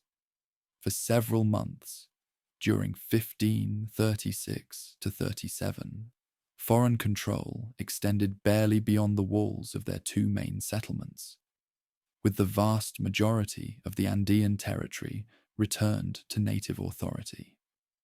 Despite initial successes, the rebellion's momentum gradually waned. European technological advantages, steel weapons, cavalry, and firearms enabled them to inflict disproportionate casualties during direct engagements. The need to plant and harvest crops forced many Andean fighters to return periodically to their communities, reducing military pressure at critical moments. Most decisively, reinforcements from Panama and other colonies eventually reached the besieged settlements, tipping the balance of power back toward the colonizers. By April 1537, the newcomers had regained sufficient strength to break the siege of Cusco through aggressive counterattacks. Manco's forces withdrew from both Cusco and Lima's surroundings, retreating to defendable positions in the mountains. The leader himself established a new headquarters at Ollantaytambo in the Sacred Valley. Using the site's massive stone fortifications and strategic position to hold off pursuit. When this position eventually became untenable, he led his remaining followers deeper into the mountains to a remote jungle region called Vilcabamba. This forested area, where the Andes descend toward the Amazon basin, offered natural defenses against foreign incursions. dense vegetation, challenging terrain, unfamiliar diseases, and significant distance from European-controlled cities made the region difficult to penetrate with colonial forces accustomed to open battle. Here, amid the ruins of pre-conquest administrative centers and agricultural stations, Manco established what historians call the Neo-Inca state, a government in exile that would maintain traditional authority structures while continuing resistance against European domination. From this rainforest sanctuary, Manco organized ongoing opposition to colonial rule for nearly a decade. Periodic raids targeted foreign settlements, transportation routes, and outlying mines. Intelligence networks maintained connections with Andean communities under European control, facilitating communication and occasional coordinated actions. The very existence of this alternative power center provided psychological and sometimes practical support for those resisting cultural and economic impositions of the emerging colonial system. Life in Vilcabamba represented both continuity and adaptation. Traditional administrative practices continued, with nobles maintaining their status and ritual observances preserving connections to the ancestral past. Agricultural production adapted to the different ecological conditions of the eastern slopes, supplementing highland crops like potatoes with tropical resources. Trade networks, necessarily clandestine, connected the exiled community with supporters in colonized territories who provided information and critical supplies unavailable locally. Colonial authorities made several attempts to eliminate this persistent threat, launching military expeditions into the difficult terrain with limited success. Unable to achieve victory through direct confrontation, they eventually resorted to assassination. In 1544, a group of 7 European refugees who had fled to Vilcabamba after opposing the colonial government betrayed Manco's hospitality. Taking advantage of a relaxed moment during a sporting event, they murdered the leader who had nearly driven their countrymen from the Andes. Despite this devastating loss, the Neo-Inca state persisted under subsequent leadership. Manco's son, Sayri Tupac, assumed authority at approximately 9 years of age, guided by experienced advisors who maintained the governmental structure. During his 16-year reign, the strategic situation gradually shifted. European control over central Andean regions solidified, reducing the practical possibility of successful large-scale rebellion. Simultaneously, factionalism among the colonizers created potential openings for negotiated accommodations that might benefit the native elites. In this context, colonial authorities increasingly pursued diplomatic, rather than purely military approaches to resolving the Vilcabamba situation. Beginning in 1557, negotiations led by Manco's former wife, Cura Oclo, and facilitated by respected clergy, explored potential terms for Sayri Tupac's peaceful return from exile. These discussions culminated in an agreement whereby the young sovereign would receive extensive properties near Cusco, recognition of noble status, and financial support in exchange for abandoning claims to independent authority. This arrangement reflected pragmatic calculations on both sides.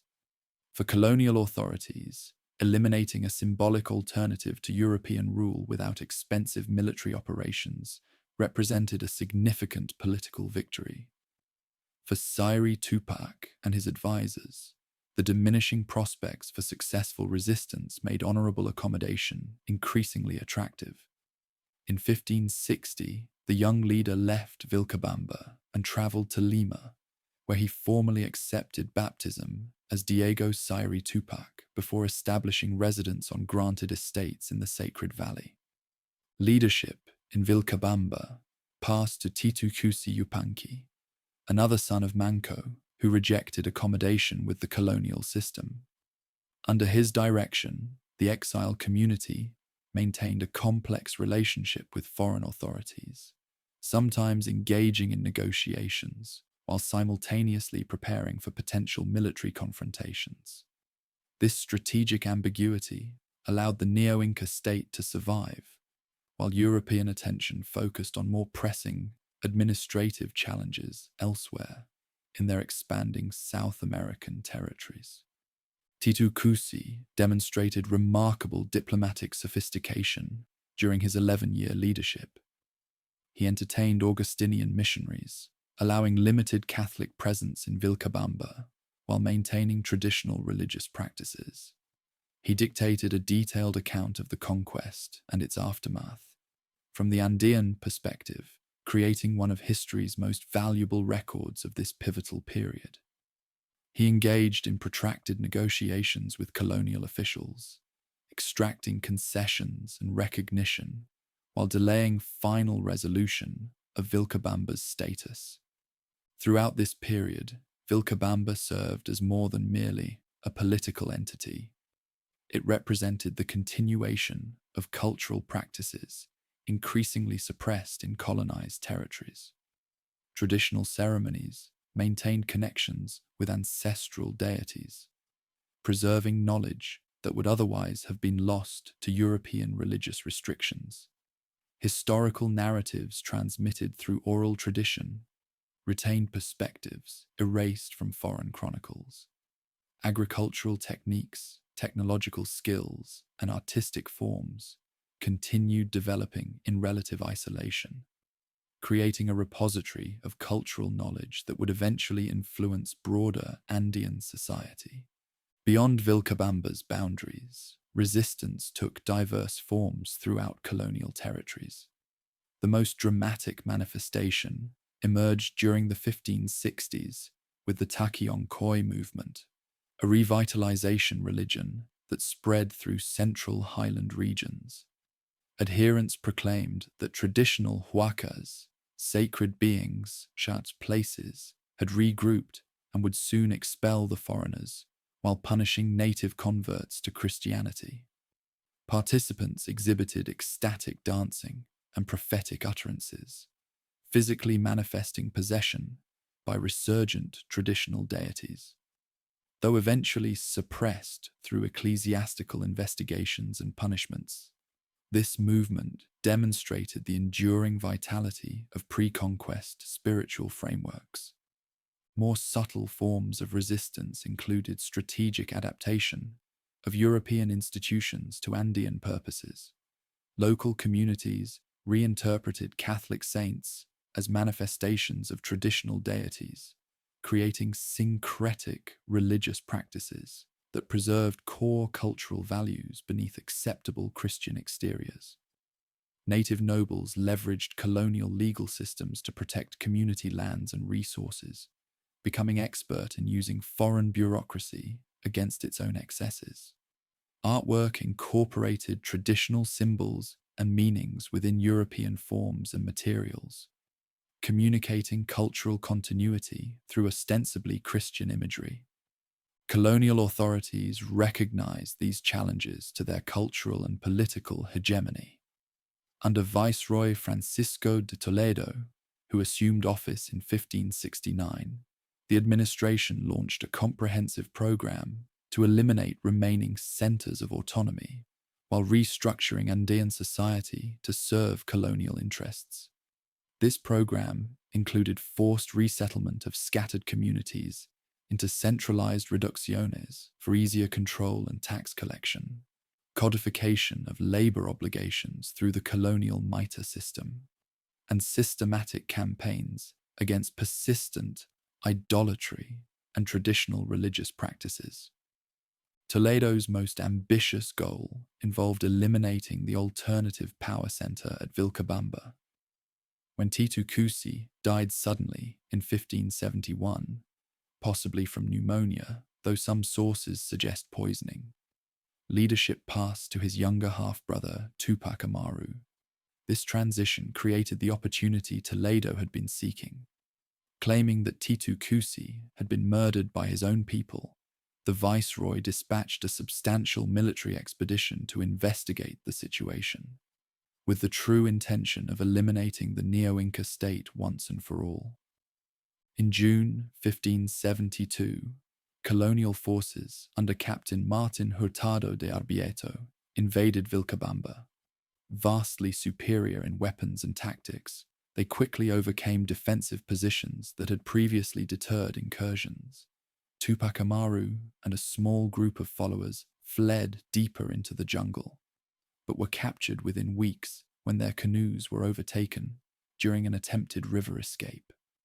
The last independent Andean sovereign was brought to Cusco in chains, a humiliating spectacle designed to demonstrate the absolute finality of European victory. Despite pleas for clemency from many, including European clergy who had baptized the captive leader, Toledo ordered Tupac Amaru's immediate execution. On September 24, 1572, in Cusco's central plaza, where his ancestors had ruled for generations, the last sovereign of the direct lineage was beheaded before a massive crowd of onlookers. His head was displayed on a pike as warning against further resistance, while his body received Christian burial in the cathedral, physically and symbolically incorporating native authority within foreign religious frameworks. This public execution, intended to extinguish remaining hopes for restoration of traditional governance, instead created a powerful symbol of martyrdom that would resonate through subsequent centuries. Eyewitness accounts describe overwhelming grief among the assembled crowd, a collective trauma that would be transmitted through generations as a defining moment in Andean historical consciousness. The very brutality designed to confirm foreign dominance instead planted seeds of remembered sovereignty that would periodically blossom into renewed resistance. Following Tupac Amaru's execution, Toledo systematically eliminated remaining claimants to traditional authority. Males of the royal bloodlines were exiled to distant territories like Chile, Mexico, and even Europe, where they could not serve as rallying points for Andean aspirations. Lands and privileges previously granted to cooperative nobles were gradually reduced, integrating former elites into general tributary categories. Historical records relating to pre-conquest governance were collected and either destroyed or tightly controlled, attempting to erase institutional memory of alternative political structures. Despite these determined efforts, complete erasure proved impossible. Andean communities maintained cultural knowledge through increasingly private practices, household rituals, oral traditions, and adapted ceremonies that preserved core values while adopting protective camouflage of European forms. Quechua language continued as the primary communication medium throughout the Central Andes, maintaining concepts and categories fundamental to traditional worldviews. Agricultural practices, textile production techniques, and architectural knowledge transmitted through generations preserved technological adaptations to the challenging environment. The colonial system that replaced the Neo-Inca state created new forms of both oppression and adaptation. The reducciones consolidated diverse communities into artificial settlements, disrupting traditional relationships between human populations and their specific ecological niches. The colonial meter, particularly its application to the silver mines at Potosi, extracted devastating labor obligations from local communities. Catholic evangelization attacked fundamental cosmological frameworks while appropriating sacred sites for churches and cathedrals. Yet within these constraints, Andean populations developed strategies for cultural survival that would prove remarkably durable across centuries. The 4 decades between Pizarro's ambush at Cajamarca and Tupac Amaru's execution in Cusco thus witnessed not merely military conquest, but complex processes of cultural negotiation, resistance, and adaptation. The initial European victory, seemingly complete with Atahualpa's capture, required nearly half a century to consolidate through persistent campaigns against alternative centers of authority. The Neo-Inca state at Vilcabamba, though ultimately defeated militarily, demonstrated the resilience of traditional governance structures while preserving cultural knowledge that would otherwise have been lost during early colonial suppression. In historical memory, this period of active resistance acquired almost mythical significance. The leaders who maintained independence in Vilcabamba, Manco, Sairi Tupac, Titu Cusi, and Tupac Amaru, became powerful symbols of sovereignty, temporarily suppressed but never fully extinguished. Their examples would inspire subsequent generations facing colonial constraints. Most dramatically, during the great Andean rebellions of the late 18th century, when another leader, adopting the name Tupac Amaru, would challenge foreign authority. Though the last flame of independent governance had been extinguished, the embers of cultural memory continued glowing beneath the imposed colonial order, occasionally flaring into open resistance against European domination. In the centuries following Tupac Amaru's execution, the heritage of Andean civilization underwent complex transformations rather than simple erasure. Through processes of adaptation, resistance, and selective integration, cultural elements from the pre-colonial era persisted while evolving in response to European domination. This enduring legacy would shape not only the practical lives of Andean peoples, but also their collective identity and eventual role in emerging national consciousness throughout the region. The colonial regime that replaced autonomous Andean governance imposed fundamental restructuring on highland societies. Under Viceroy Toledo's systematic reforms of the 1570s, traditional settlement patterns were disrupted through the policy of reducciones, which forcibly relocated scattered populations into centralized towns designed on European grid patterns. These new settlements facilitated tax collection, religious conversion, and administrative control while severing many communities' connections to ancestral territories and sacred landscapes. Labor exploitation became institutionalized through the colonial meter, particularly its application to the silver mines at Potosi in present-day Bolivia. This massive extraction site, which would produce approximately 60% of the world's silver during the 16th century, devoured human lives at a staggering rate. High-altitude working conditions, mercury poisoning from processing techniques, and inadequate nutrition contributed to extraordinary mortality rates among conscripted Andean laborers. The wealth extracted from Potosi quite literally financed European imperial ambitions while depopulating highland communities.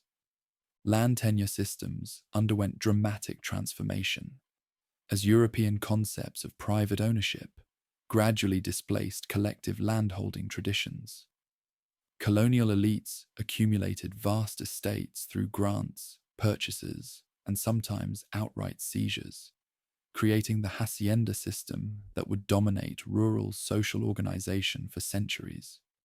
Many Andean communities found themselves reduced to providing labor for these estates, though some managed to maintain corporate landholdings through strategic engagement with colonial legal structures. Religious transformation proceeded through both coercion and creative adaptation.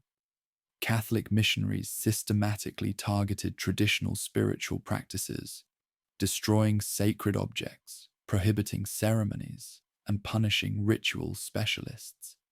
Church construction deliberately occurred atop important huacas and temples, physically and symbolically asserting Christian dominance over the Andean sacred landscape. Yet beneath this apparent conversion, syncretic religious forms developed that maintained core cosmological concepts within ostensibly Catholic frameworks. The colonial social hierarchy established Europeans at the apex, followed by mixed heritage individuals, mestizos, and placing those of pure Andean descent at the bottom. This stratification was reflected in residential patterns, occupational opportunities, tax obligations, and legal rights. Nevertheless, some descendants of the Andean elite secured positions of relative privilege through strategic alliances with colonial authorities, preservation of noble titles, and assimilation of European cultural practices while maintaining connections to their ancestral heritage. Despite these profound disruptions, Andean peoples developed diverse strategies for cultural persistence. The Quechua language remained the primary communication medium throughout the Central Highlands, preserving linguistic categories that encoded distinctive understandings of time, space, and social relationships.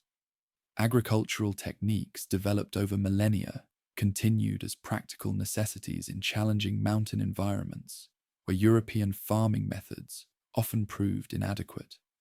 Textile production maintained technical excellence while incorporating subtle symbols and patterns that communicated cultural identity beneath colonial restrictions.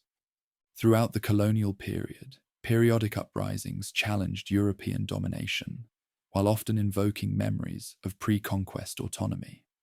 The most dramatic of these occurred in 1780 to 81, when José Gabriel Condorcanqui, taking the name Tupac Amaru II to emphasize his claimed descent from the royal lineage, led a massive rebellion across the southern Andes. Although ultimately defeated, this movement explicitly connected contemporary grievances to historical memories of Andean sovereignty, demonstrating the enduring power of pre-conquest legacy as a framework for resistance. When independence movements swept across South America in the early 19th century, revolutionaries frequently employed Andean imagery to distinguish their emerging nations from European colonial powers. Simón Bolívar and other liberation leaders actively incorporated references to pre-conquest civilizations in their rhetoric, presenting independence as restoration of American sovereignty after centuries of foreign domination. This selective appropriation of Andean heritage, however, rarely translated into meaningful improvements in conditions for contemporary Andean populations. The newly independent republics of Peru, Bolivia, and Ecuador initially maintained many colonial structures that disadvantaged highland communities. Liberal reforms typically favored individual property rights over collective landholding traditions, accelerating dispossession of Andean villages. Labor obligations, though no longer formally designated as mita, continued under various sharecropping and debt peonage arrangements. Educational systems promoted European languages and cultural norms, while devaluing Andean traditions as obstacles to national development and modernization. Scientific interest in pre-conquest civilizations began emerging during the late 19th century, though often through lenses that emphasized archaeological remains while ignoring connections to living communities. European and North American scholars documented architectural sites, collected artifacts, and developed theories about ancient American societies that frequently characterized them as mysterious civilizations disconnected from contemporary populations. This approach reinforced perceptions of Andean achievements as belonging to a vanished past, rather than forming part of continuous cultural tradition. The most dramatic modern rediscovery occurred in 1911, when Yale historian Hiram Bingham identified the site of Machu Picchu, bringing global attention to this extraordinary mountain citadel. Though local residents had maintained awareness of the site, Bingham's expedition transformed it into an international icon of pre-conquest achievement. The subsequent removal of numerous artifacts to Yale University, only returned to Peru between 2011 and 2012, exemplified broader patterns of cultural appropriation that characterized early archaeological practices. Throughout the 20th century, Intellectual and political movements across the Andean nations increasingly recognized and valorized pre-conquest heritage as fundamental to national identity. Indigenismo movements championed reappraisal of Andean contributions to culture, art, and society, though often in romanticized forms defined by non-Andean elites. Archaeological research expanded dramatically, documenting the sophistication of pre-conquest engineering, agriculture, and administrative systems, while gradually acknowledging connections to traditional knowledge maintained in contemporary communities. Land reform movements gained momentum by mid-century, particularly in Bolivia, 1953, and Peru, 1969, partially addressing historical dispossession through redistribution of hacienda lands to Andean communities. These reforms, while imperfect and sometimes later reversed, represented significant recognition of historical injustices stemming from the colonial period. Simultaneously, education reforms gradually incorporated bilingual approaches and greater respect for cultural diversity, though urban-rural disparities remained pronounced. Contemporary Andean populations, numbering approximately 13 million Quechua speakers and 2 million Aymara speakers across several nations, maintain significant elements of cultural continuity with their pre-conquest ancestors while adapting to modern circumstances. Agricultural practices combine traditional knowledge of local ecosystems with selective adoption of contemporary techniques. Textile traditions continue utilizing distinctive patterns and technologies with both practical and symbolic significance. Social organization often blends community-based structures with engagement in national political systems and international labor markets. The material achievements of pre-conquest civilizations continue providing practical lessons for contemporary challenges. Researchers study ancient terracing systems to understand sustainable high-altitude agriculture in the face of climate change. Engineers analyze seismically resistant architectural techniques developed centuries before modern building codes. Water management systems designed during the pre-colonial era offer solutions for regions facing increasing water scarcity. These technological legacies demonstrate the sophistication of Andean adaptations to challenging environments. Beyond practical applications, archaeological research has transformed understanding of pre-conquest achievements. Recent studies have documented the extraordinary precision of Andean stonework, which routinely achieved tolerances measured in millimeters without metal tools or draft animals. Investigations of road networks have revealed sophisticated engineering solutions to challenges of drainage, erosion control, and steep terrain. Metallurgical studies demonstrate technical accomplishments in copper, bronze, gold, and silver, working that involved complex chemical processes, mastered through careful observation and experimentation. The Quipus system has received renewed scholarly attention, with researchers using computational approaches to better understand this sophisticated recording technology. While full decoding remains elusive, studies suggest these devices encoded not merely quantitative data, but potentially narrative information through complex patterns of knots, colors, and spatial relationships. This reappraisal challenges Eurocentric assumptions about literacy and record keeping, recognizing alternative approaches to managing information in complex societies. Tourism focused on archaeological sites has become economically significant throughout the Andean region, with Machu Picchu alone receiving approximately 1.5 million visitors annually before the COVID-19 pandemic. This industry creates employment opportunities while increasing global appreciation for pre-conquest achievements. However, tensions persist between commercial development, site preservation, and respect for locations that many contemporary Andean communities still regard as sacred. These competing interests require ongoing negotiation between different stakeholders with varied perspectives on cultural heritage. Political movements explicitly invoking pre-conquest legacies have gained increasing prominence in recent decades. In Bolivia, Evo Morales' election as the nation's first self-identified Andean president in 2005 represented unprecedented recognition of majority populations historically excluded from power. His administration emphasized cultural reclamation, including adoption of the huipala, a multicolored flag representing Andean peoples, as a national symbol alongside the traditional Republican flag. Similar, though less dramatic developments have occurred in Ecuador and Peru, where Andean cultural elements increasingly feature in national identity construction.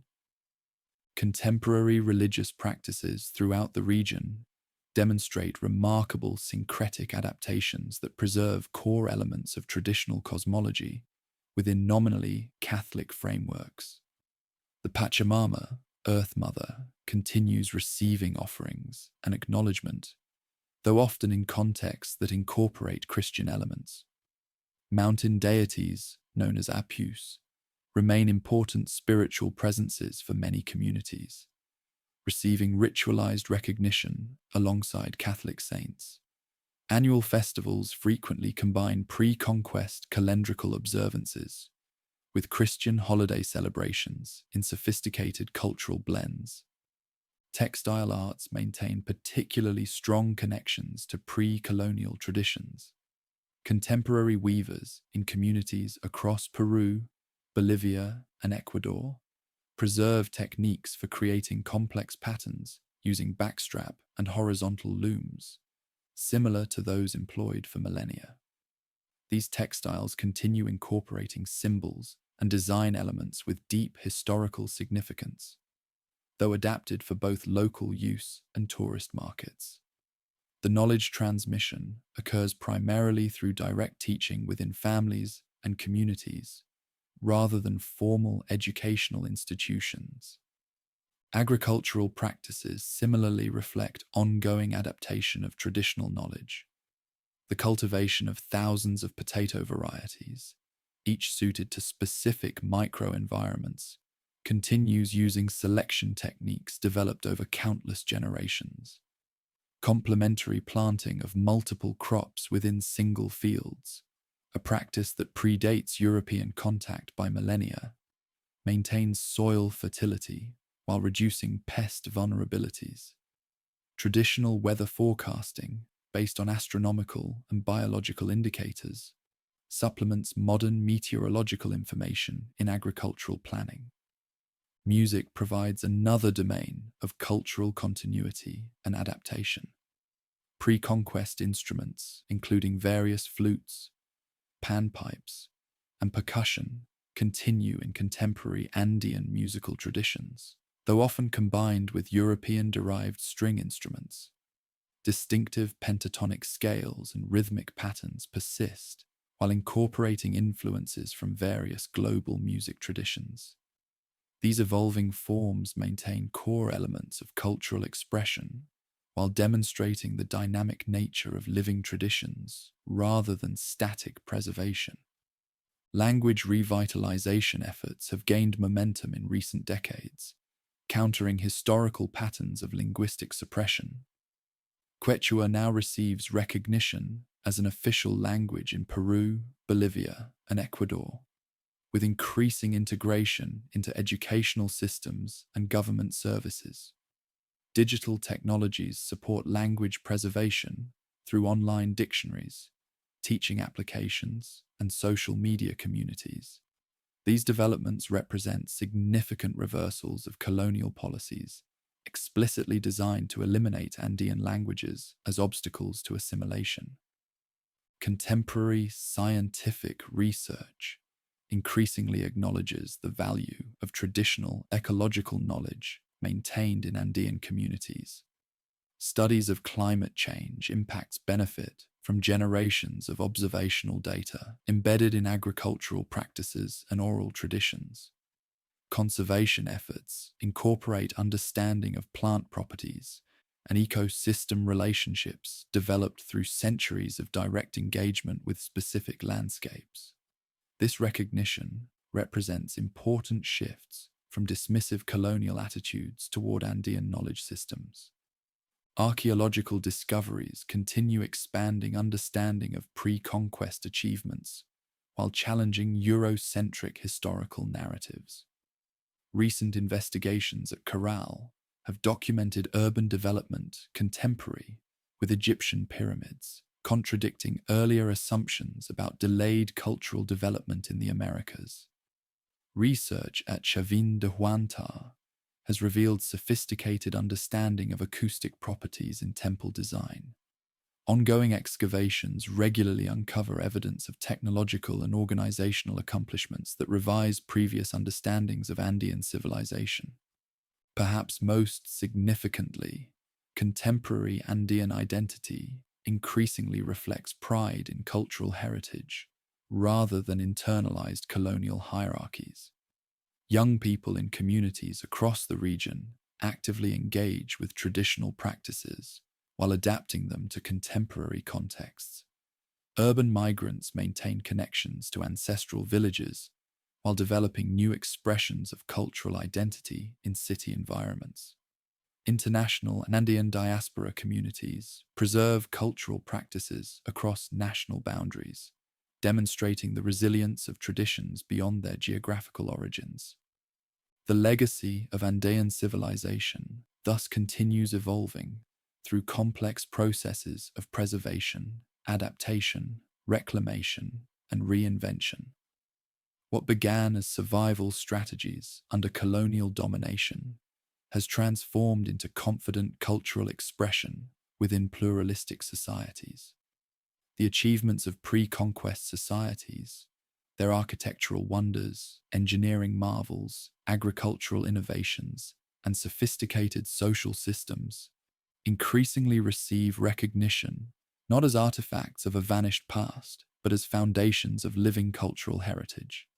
This ongoing story demonstrates that civilizations may disappear as political entities, while their cultural contributions continue reverberating through subsequent generations. The sophisticated society that Spanish forces encountered in 1532 did not simply vanish, despite the traumatic disruptions of conquest and colonization. Instead, its legacy persists in technologies adapted to challenging environments, social practices that balance individual and community needs, cultural expressions that communicate distinctive worldviews, and collective memories that inspire contemporary identity formation. The mountains that witnessed the rise and fall of Tahuantinsuyu still cradle communities that maintain connections to that historical experience. The stones still speak, though now in voices adapted to changed circumstances. The echo continues, not as mere repetition of the past, but as ongoing dialogue between heritage and innovation, tradition and adaptation, memory and possibility. As our journey through the story of Andean civilization comes to a close, we find ourselves standing not at an ending, but at a point of transformation. The political entity, known as Tahuantinsuyu, may have fallen, but the cultural achievements, technological innovations, and human adaptations that defined it continue reverberating through time into our present world. High in the mountains of Peru, Bolivia, and Ecuador, communities still cultivate potatoes, using techniques refined over thousands of years. Their agricultural calendar follows rhythms established by ancestors who carefully observed celestial movements and weather patterns across generations. The intricate knowledge of microenvironments, understanding which crops thrive at specific altitudes, on particular slopes, in certain soil conditions, represents an accumulated wisdom passed down through centuries of practical experience. When modern engineers study the precision-fitted stonework at sites like Sacsayhuaman, They marvel at construction techniques that created structures capable of withstanding 5 centuries of seismic activity. Without metal tools, wheeled vehicles, or draft animals stronger than llamas, Andean builders created architectural wonders that continue challenging our understanding of what was possible with pre-industrial technology. Their solutions to the challenges of building in earthquake-prone mountain environments offer lessons that remain relevant for contemporary construction. The textile traditions developed in pre-conquest times persist in communities across the Andes. Women working at backstrap looms create fabrics with techniques virtually unchanged over centuries, incorporating patterns that communicate cultural identity, social status, and cosmological understanding. These textiles represent not merely decorative objects, but complex texts encoding information through color, pattern, and structure. A system of communication that survives despite historical attempts to suppress it. Quechua, the primary language of the pre-conquest administration, remains vibrant with approximately 13 million speakers across several nations. Its distinctive grammatical structures and vocabulary preserve ways of understanding the world that differ fundamentally from European linguistic frameworks. Concepts like pacha, which simultaneously encompasses time and space, aini, reciprocal exchange that maintains social and cosmic balance, and yanantin, complementary duality rather than binary opposition. These offer alternative perspectives on fundamental aspects of existence. The legacy of sophisticated social organization echoes in contemporary community structures. Many highland villages maintain collective decision-making processes, reciprocal labor exchange systems, and communal resource management practices that have roots in pre-conquest traditions. These organizational approaches, adapted to modern circumstances, continue providing effective frameworks for addressing collective challenges in challenging environments where cooperation improves survival prospects. Religious syncretism throughout the region demonstrates the resilience of core cosmological concepts despite centuries of evangelization. When contemporary Andean farmers make offerings to Pachamama before beginning agricultural work, they maintain spiritual relationships with the landscape that predate European arrival by millennia. Mountain peaks still receive acknowledgement as living presences, rather than merely geological features. Ceremonies marking solstices and equinoxes continue, though now often incorporated within nominally Catholic celebrations. Even popular culture throughout the Andean nations increasingly embraces, rather than rejects, this indigenous heritage. Music incorporating traditional instruments and rhythms enjoys mainstream popularity. Cuisine celebrating native ingredients and preparation techniques has gained international recognition. Literature, film, and visual arts increasingly explore themes and perspectives drawn from Andean cultural traditions. What was once suppressed as backward or primitive is now celebrated as distinctive cultural heritage. This persistent legacy challenges simplistic narratives about cultural extinction following European conquest.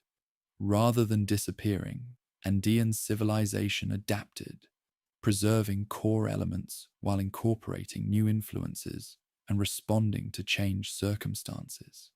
This resilience represents not mere passive survival, but active engagement with historical challenges through strategic adaptation. The descendants of those who built Machu Picchu and developed thousands of potato varieties did not vanish. They evolved new expressions of cultural identity while maintaining connections to ancestral knowledge. The story of this civilization offers broader lessons about human adaptability and cultural persistence. Few societies in world history faced more dramatic challenges than those confronted by Andean peoples during and after the European conquest. The demographic catastrophe of epidemic disease, the military defeat by technologically advantaged invaders, the systematic suppression of religious practices, the economic exploitation of colonial systems, each alone would represent existential threats to cultural continuity. Yet despite these multiple challenges, core elements of Andean heritage persisted through creative adaptation rather than rigid preservation. For contemporary humanity facing unprecedented global challenges, climate change, technological disruption, pandemics, resource depletion, the Andean example offers inspiration. It demonstrates how societies can maintain cultural coherence even through dramatic transitions, adapting core values and practical knowledge to new circumstances rather than succumbing to complete disruption. The flexible resilience demonstrated across Andean history may prove increasingly relevant as all human societies navigate accelerating change in coming decades. Perhaps most importantly, this story reminds us that civilizations leave legacies far beyond their political boundaries in both time and space. The practical knowledge, technological innovations, artistic traditions, and organizational approaches developed in the Andes continue influencing human experience centuries after the political structures that nurtured them collapsed. These contributions join the broader heritage of human achievement, enriching our collective understanding of what is possible through creative adaptation to challenging environments. As you drift towards sleep, imagine standing before the perfectly fitted stones of an ancient wall, touching surfaces worked to precise tolerances by hands that lived centuries ago. Feel the connection across time to those who shaped this landscape, cultivated these plants, developed these technologies, and created these social systems that allowed human communities to thrive in one of Earth's most challenging environments. The civilization we have explored represents one of humanity's great achievements, not merely in monuments that still stand, but in the living legacy that continues evolving through contemporary communities. The stones that they cut with such precision still stand firm against earthquakes and time itself. And in a very real sense, these stones still speak, telling stories of human ingenuity, adaptability, and persistence that continue inspiring wonder nearly 5 centuries after Pizarro's fateful arrival at Cajamarca. The mountains still remember, and now so do you.